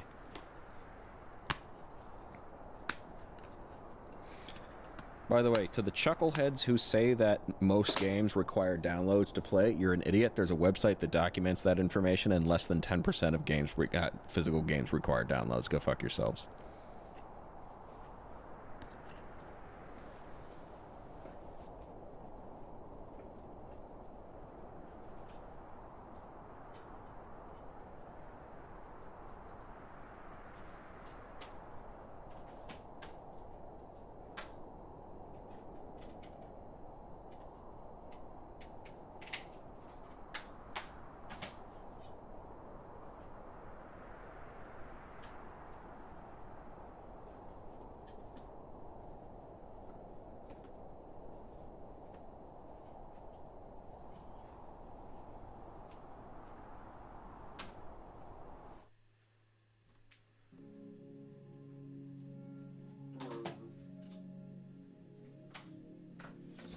Swerve.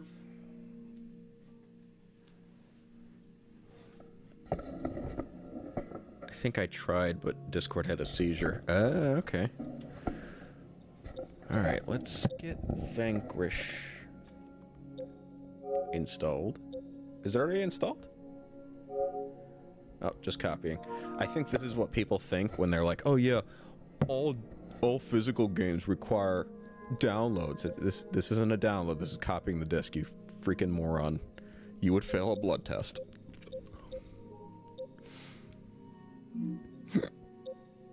Okay, so let's go back.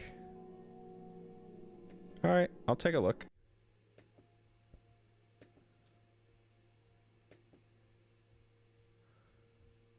Yeah.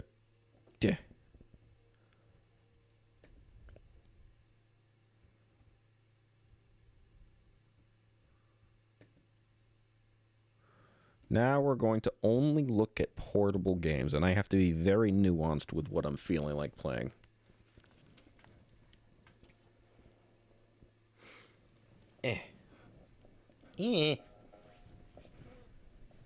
Okay. Let me take a look at what you sent me. Ugh.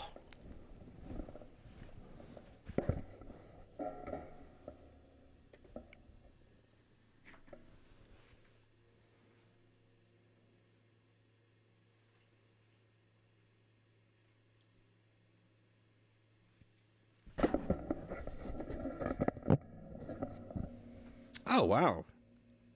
Look at that.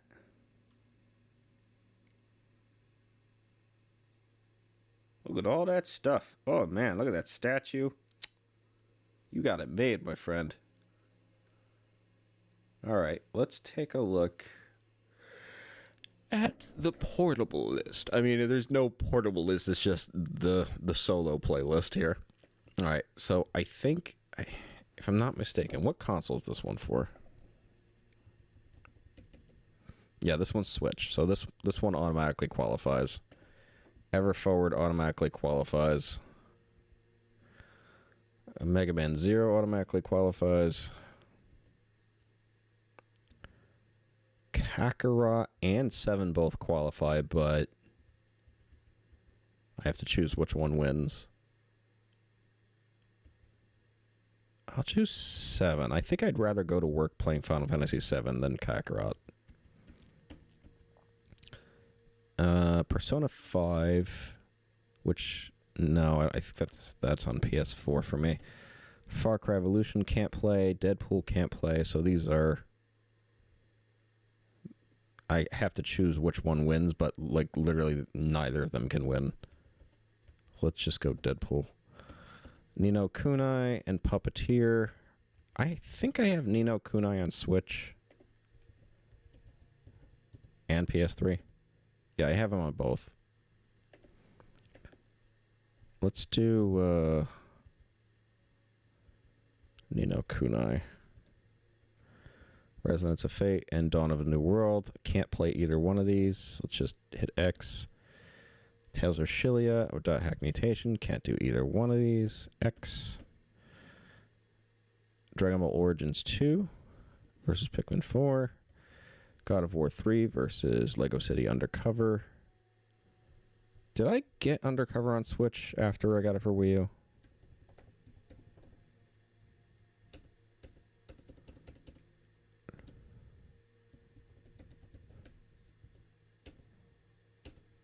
No, I didn't. So neither of these can qualify. Shadow of the Colossus or Talos Principle, neither qualify. Control or The Witness, neither qualify. Baldur's Gate 3 or Tales of Arise.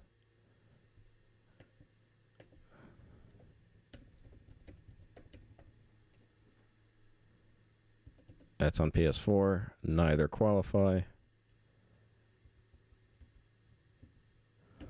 High on Life or Doom 2016, neither qualify. Alright, Ease Memories of Calcutta or Star Ocean Second Story R.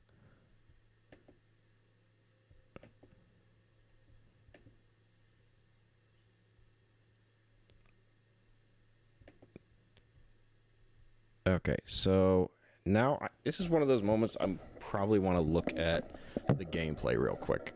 So I'm going to do that.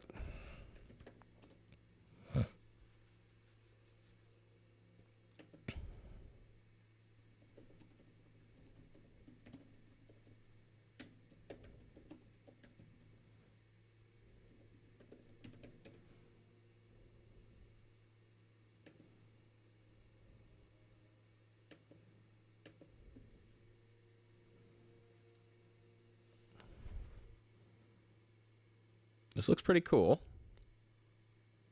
A little bit slow for my taste, though.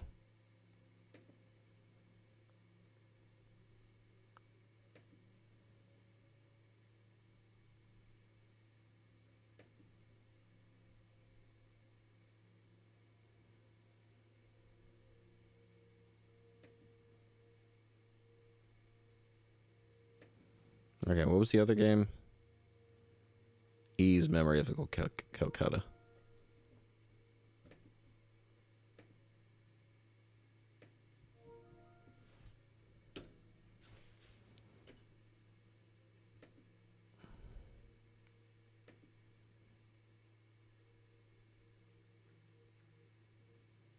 This is a lot faster. Wow, this looks like a ball. This isn't sped up. This looks sped up.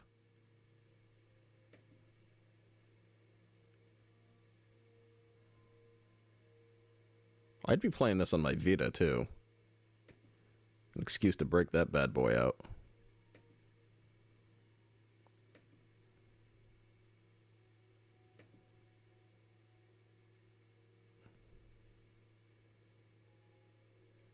Okay, yeah. No, Calcutta definitely wins.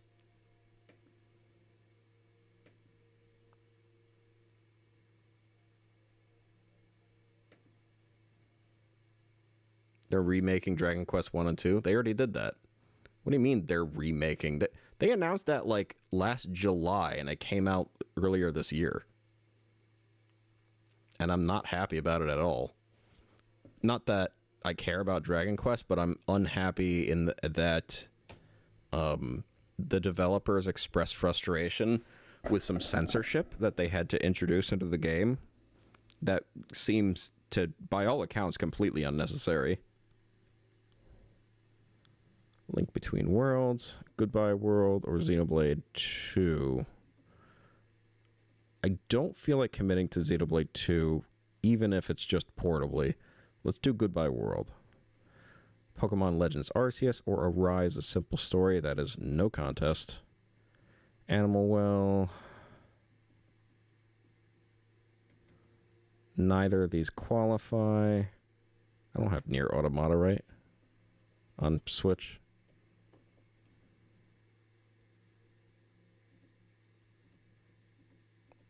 No, I don't.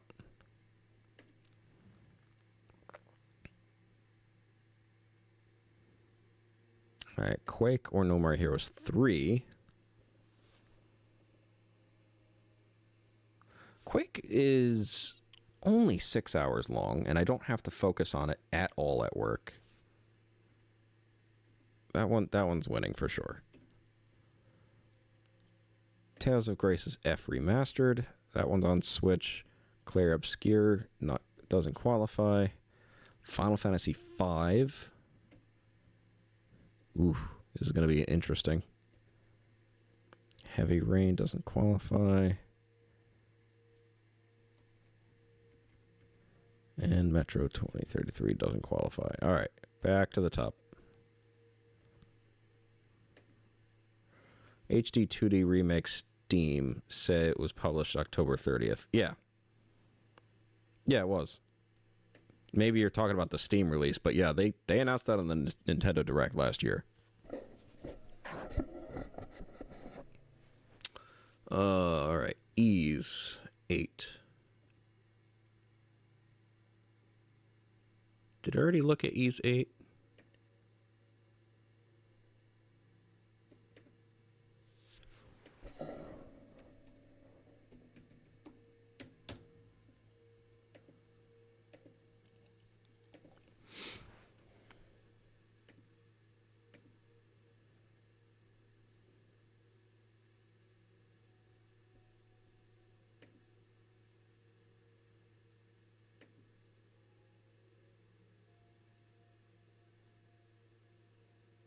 Okay, that's kind of bitching.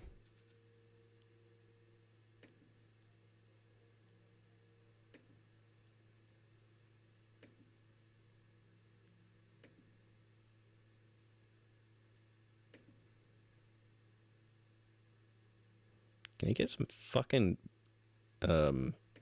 battle gameplay, please? I'm 8 hours in. Where the hell is it? Okay, I see a fishing minigame. That's all cool and all. All right, thank you. Ooh. Okay. Ease 8 versus Ever Forward. Which is only 3 hours long, but it's kind of a puzzle game. I'm not feeling puzzly, not like that anyway. Mega Man Zero versus Final Fantasy VII. Yeah, I don't want to feel frustrated. Neo, The World Ends With You versus Deadpool, which doesn't qualify. Nino versus Tails doesn't qualify. Tales of Shilia versus Origins 2 doesn't qualify. City Undercover. Both of these don't qualify. Control versus Arise. High on Life doesn't qualify. Alright, we got A Link Between Worlds or Goodbye World.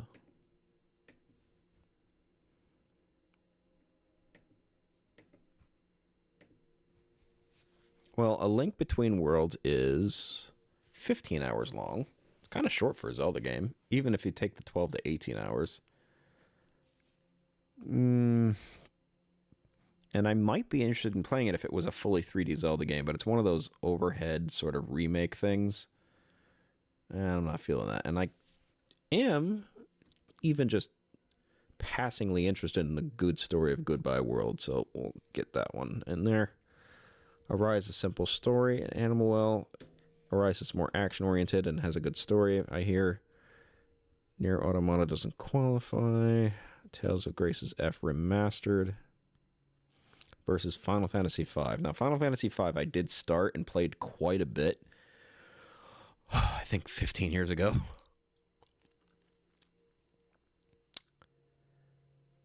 And I'm looking to get back into it. How long is it? 25 hours? Nah, I don't want to. If I'm going to play something that long, I'm going to want it to be good.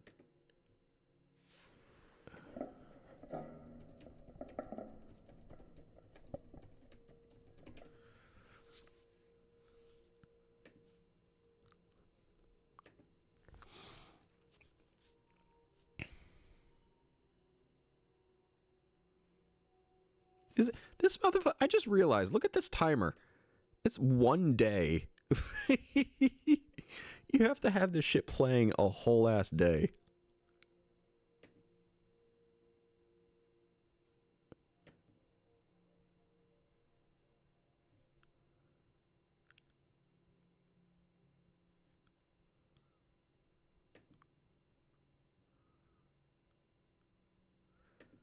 Ugh. Let me see the battle.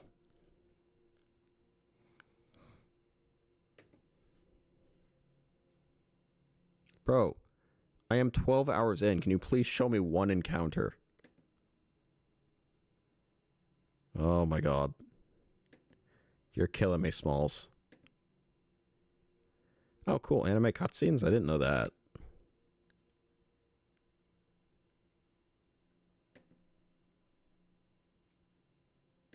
Bro, how many times do I click around to see a battle?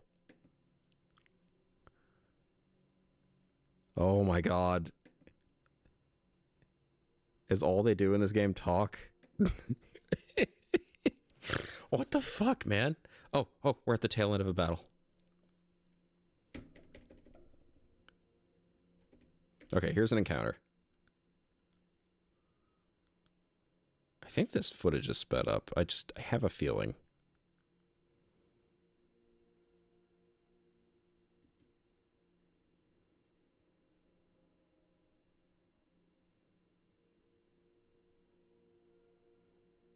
It feels a little stiff. I hear it's really good, but it feels a little stiff. Ain't that the one where you can turn 2D on a wall and fight a giant bug? Yes. The Zelda game? Yes, that is correct.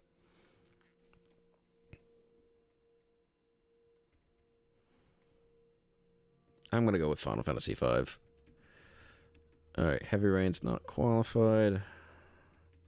Back to the top. Ys 8 versus Final Fantasy 7. I was going to say that's really easy to come up with, but Final Fantasy 7 is actually shockingly shorter. And I could focus long enough to play that game over there. Neo, The World Ends With You. Let's get... I want to compare Neo, The World Ends With You and Ni no Kunai gameplay. Everything is a fucking RPG now.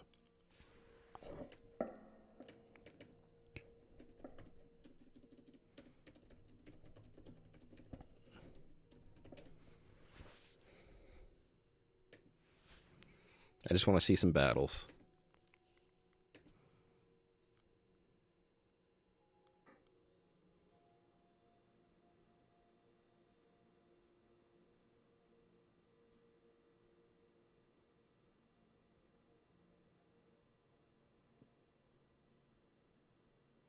It's alright.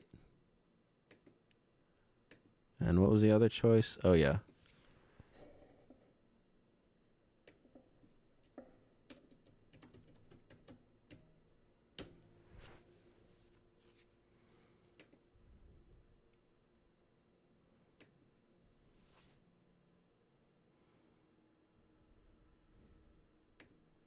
This game is gorgeous. Looks like a Studio Ghibli game. Holy shit. Every time I look at this, I'm amazed at how well cel-shaded this is.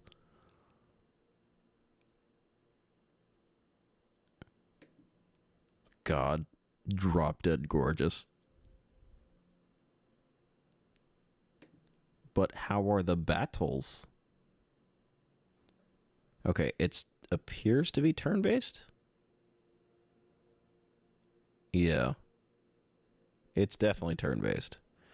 I don't know if I'm willing to think that hard about a brand new game that I just if it's Final Fantasy VII, that's one thing, because I kind of know the engine and I sort of know how it works and I don't have to think too hard about it.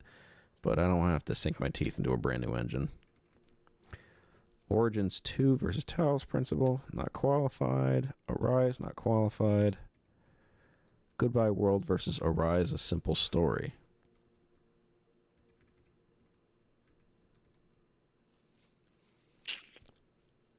I'm thinking I don't want... Arise, A Simple Story could be really good, and I might want to show somebody, whereas Goodbye World is also really good, but it's more story-based, and I can't imagine a lot of people would want to watch me play that. I have that spelled wrong, too.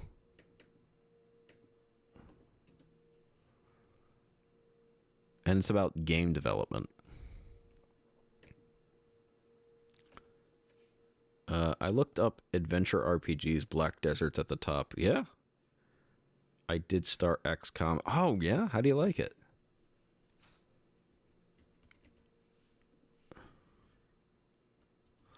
Quake or Final Fantasy V? Well, I feel like the answer should be obvious. It's Quake. And Metro does not qualify. Actually, Metro is by itself, so Quake gets a bye. Final Fantasy VII versus Neo, The World Ends With You. It's a little bit shorter. Dragon Ball Origins 2 versus Ys, Memories in Calcutta. Now we're getting down to gameplay length. Goodbye World versus Quake. Ooh, this one's tough, actually.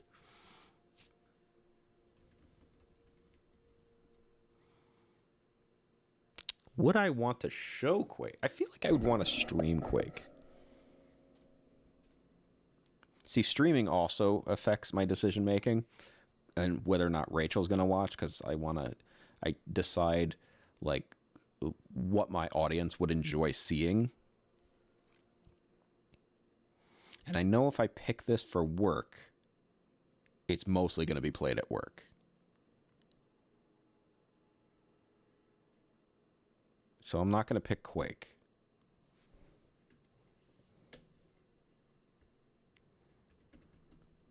And then we have Neo: The World Ends With You versus Dragon Ball Origins 2. If I'm here, I'll enjoy whatever you play. Well, hey, I really appreciate that. Unique, I just started. I'm going to get my whole team kills. Yeah, I hear it's a lot. I hear XCOM is a lot. Speaking of a lot, I did the Wheel of Random, I think, a couple days ago, and I started playing something called Everspace. And it is a open universe sandbox where you control your hyper-realistic spacecraft and explore the hyper-realistic universe. And I'm not even kidding. Like, there are thousands of planets to explore, and you can fly through, and you see other players too, because the game's connected to the internet. You can have it turned off so you don't see other players, but you can shoot them, you can trade with people, you can do jobs like escort missions, or you can find rare materials, or you can just take jobs from people and literally just do work for them and then use that money to upgrade your ship. Like, this thing is so hyper realistic that it's actually obnoxious, because you have to hit like 6 buttons just to go into hyperdrive mode, because there's a bunch of different like precautions you have to take before you do that. And the actual size of the universe is actually 1-to-1. Like, I don't think it's a model universe of our universe, but a universe. And like, the distances between planets is actually realistic. So like, if you were going at top speed, it would take you a real life year to get to them unless you hit the light speed thing. It's crazy. It's so much fun. Well, I mean, for someone who would be into a hyper realistic universe, sci-fi sandbox, that is. I couldn't get into it. I did the tutorial and then immediately didn't know what the hell I was doing. I was like, I can't remember a damn thing they taught me. And I just rammed my freaking planet at I picked a planet out of the thousands and thousands that were there, and I go, that's the one I'm going to crash into. And I just freaking full throttled into the planet, and I couldn't even do that right because I didn't blow up. My shields just went down, and like, hey, you bounced against the surface.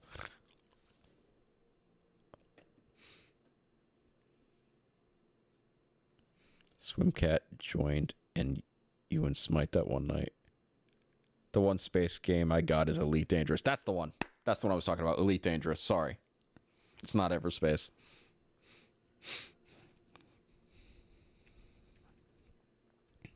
That's what I played. Oh my god. I was like, man, this game has a really specific audience. Alright, Neo ends with World Ends With You. Easily loses to Dragon Ball Origins 2. I'm looking for a simple thing that won't take too long. And then there's Goodbye World and Metro. Metro's doesn't even qualify. So it's going to be Goodbye World or Dragon Ball Origins 2. One is action-oriented, one is story-oriented. One is 6 hours long, 7 out of 10. And one is 4 hours long, 6.5 out of 10.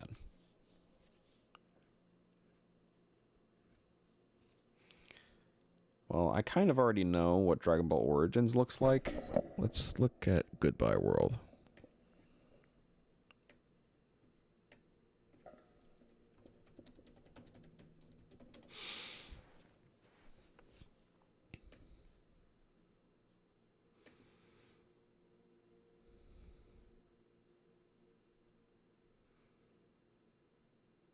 See, it's about game development. You're a couple of anime girls making games, and it's about your life in between development.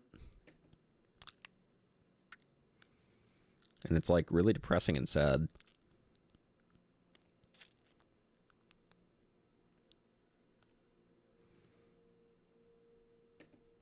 I think I'm feeling Goodbye World.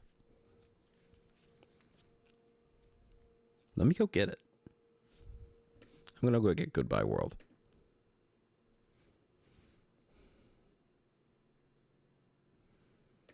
So my 2 games are Vanquish and Goodbye World.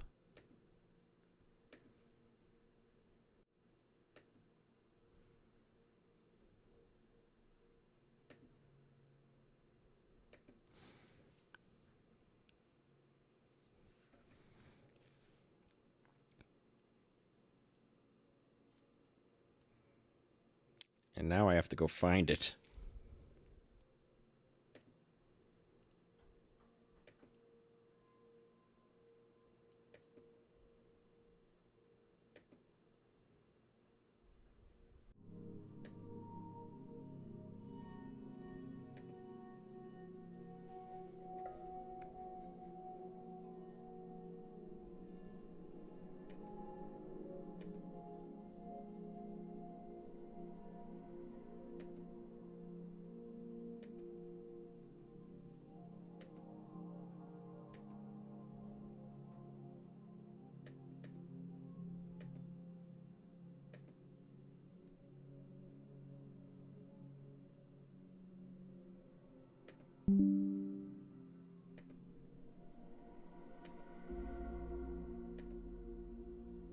There we go. Took me a minute. All right, let's go find Goodbye World. Oh, I'm going to put away Dwerve, too.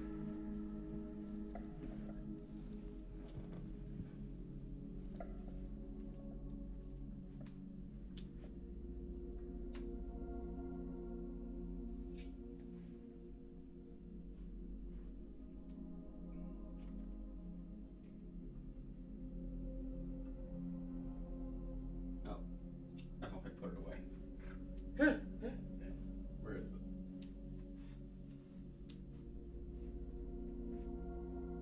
Oh, damn it.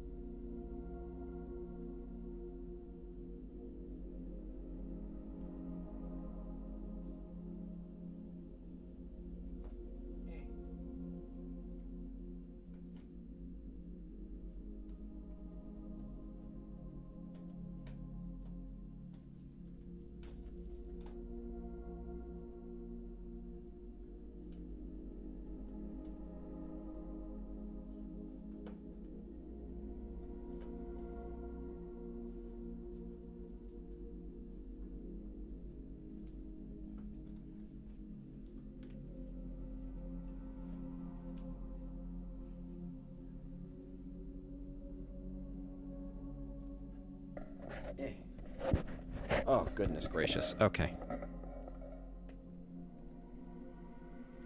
Ever thought of putting all the games in alphabetical order? But bet that'd be a pain. So here's the thing about organizing the games. I choose actively not to organize them because here's the thing. I'm going to show... There's a thick stack this big of brand new games that I just bought last weekend, right? Hang on. Oh, not on the camera. It is that big. I have like 36 games. Let's just put it that way. 36 games that I got to put in there. If I had to reorganize and re-alphabetize everything every single time I got a game, my life would never be over. I would constantly be in there, putting shit all over the place.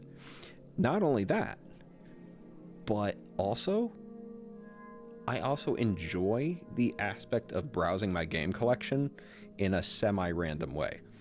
It leaves the feeling of discovery intact, I believe. Like, you'd be looking around for a game and it's like, ooh, what's this? And you pull it out of the shelf and you take a look at it, as opposed to having everything alphabetized, which means every time I go in there, it would just be a destination. Like, it would just be a task. You know, that room is not for accomplishing a task. That room is for wonderment and enjoyment. It's supposed to evoke the feeling of childlike wonder. So when you go in there, I want you to be able to discover something and not have to, go A, B, C, D. Just look.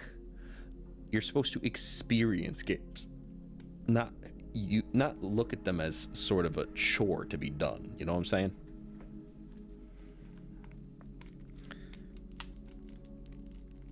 You know, every once in a while I go in there and they're not alphabetized, and my eyes scan across a game that I forgot that I owned, and I go, oh, man, I might want to throw that on the list. This is rated E for everyone, but I'm pretty sure there's a suicide in this game. That's why it's called Goodbye World. Hint, hint.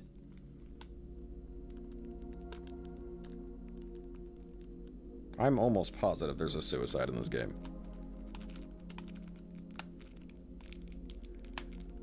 I have a game called Nothing? Are you kidding me? No. I refuse to believe it.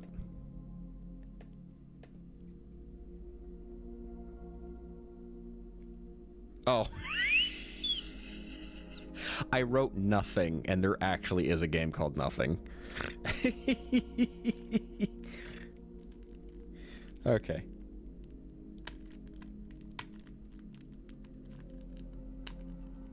Come on, open up, you bastard.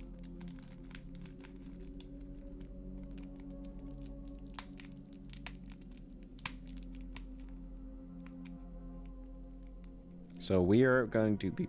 Oh, I've played that before. 10 out of 10 would play again. Have you really? Okay, come on. I was like, why is there cover art for that? Really? Is it actually good? I'll have to look into it. Wouldn't that just be the way how my collection grows, as I find out about games through random fucking chance encounters like that? Yeah, so the two games I'm going to be playing are Vanquish and Goodbye World. Two very, very different games.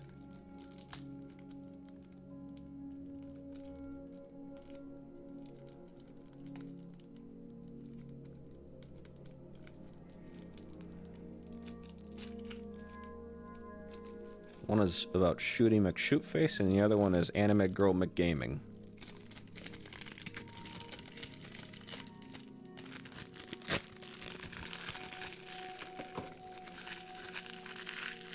Bought this one brand new from eBay, probably for $15.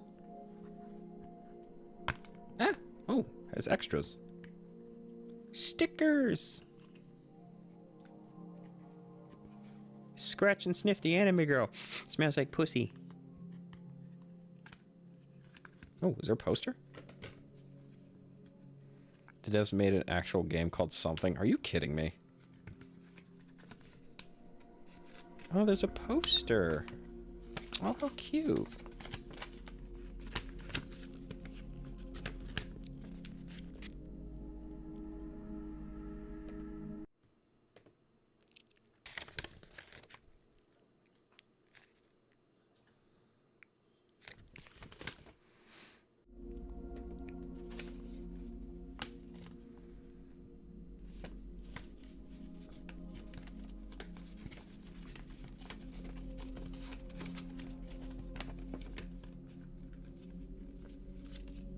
I'll put that back in the case.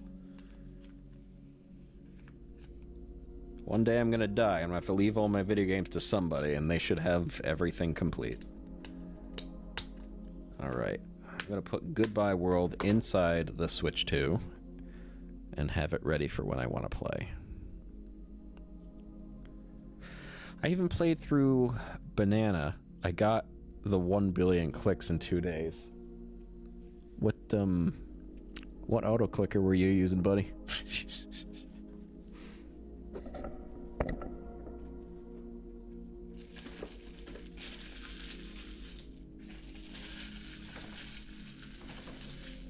Hi, baby. Hello, baby.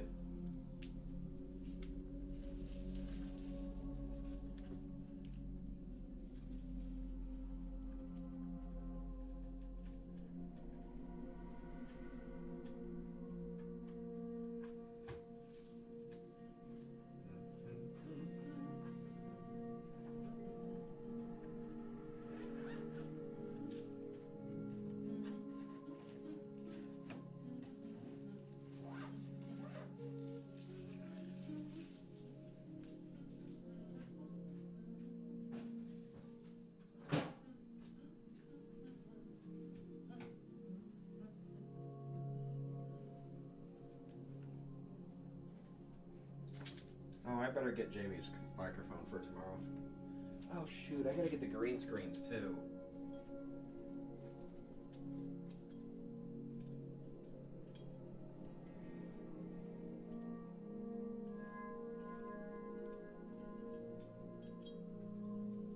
Ah, fuck it, I'll get it tomorrow.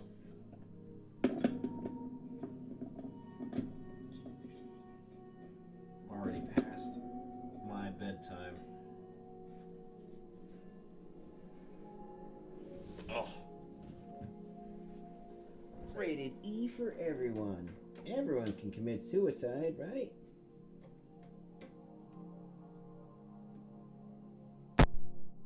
There we go. Oh. I don't have an auto clicker. Screenshot for proof. Oh, okay. I believe you. Listen, if you're nuts enough to play Gilson B. Pontes games and actually win, bro, I believe that you clicked 1 billion times.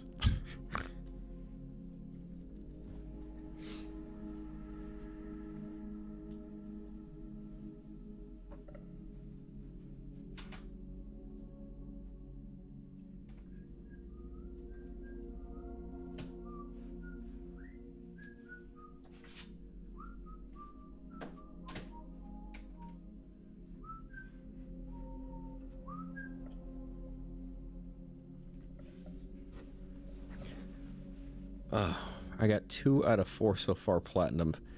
Get the fuck out. I refuse. I refuse. You listen. Did you wait? Did you play the one with the flame sword, and that you're in the darkening dark forest, and there's absolutely no VSync in the game, so everything looks blocky and screen teary? Did you beat that one? Did you beat that one? Are you supposed to kill every monster in that? Like, there's a fuck ton of monsters in those woods. A metric fuck ton. It's not just one guy.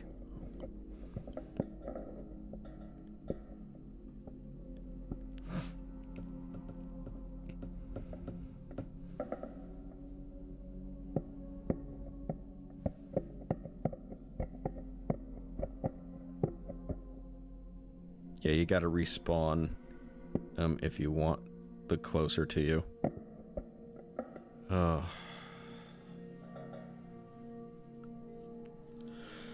I can't even imagine how long you spent on that. Hang on. Yes, I can. I can find out for myself. Because I can spy on your ass. Yeah, I was just gonna say, I'm gonna go take a look.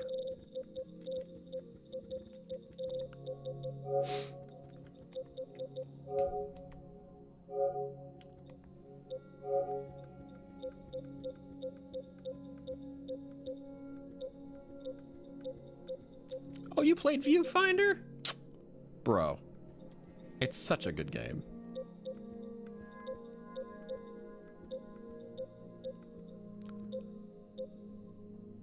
Only 1 hour. You played it for an hour? That's all it took? Get the fuck out. Is that the forest one? Oh, you didn't platinum this one. Wait, it says you 100%. What the fuck is going on? These are all... Oh, they're hidden to me, not to you. You've gotten them. Jeez. I can't believe you. You only played 1 hour?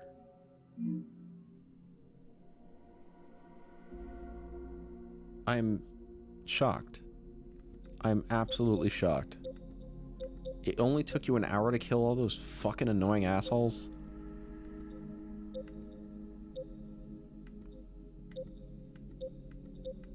Where's the rest?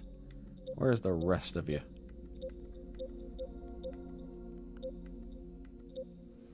Balatro. Here we go. Less than 1 hour played. Oh, look at that. Look at that. You didn't platinum this one. Oh, you didn't platinum this one.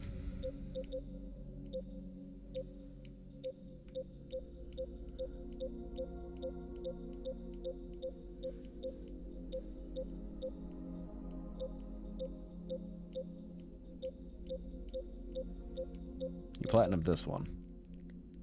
This is that new one. This is the one that we played when Gilson gave us a fucking code, isn't it? I'm almost positive. 9.1% of players are earned. I'm having a fucking midlife crisis trying to comprehend the fact that nearly 10% of people actually platinumed this game. Fuck off.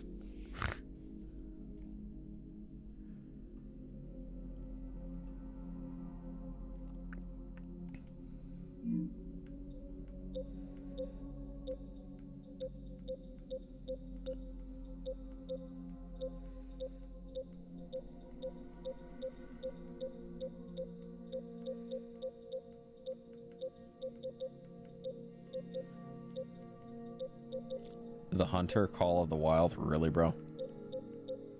The rest of these are pretty good. Oh, except for NFL 18, fuck off.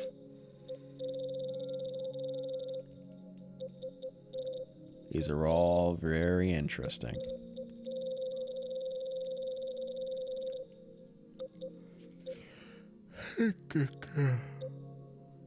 Oh,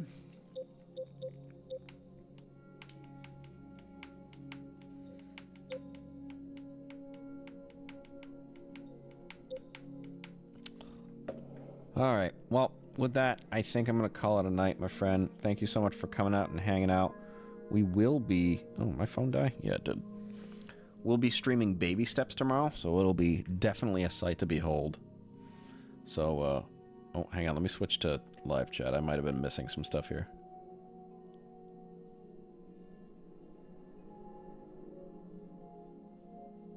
Okay.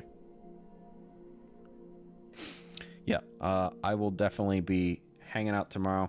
So, appreciate it. Probably be playing some Smite. So I'll see you around, Nathan. Appreciate you, my friend.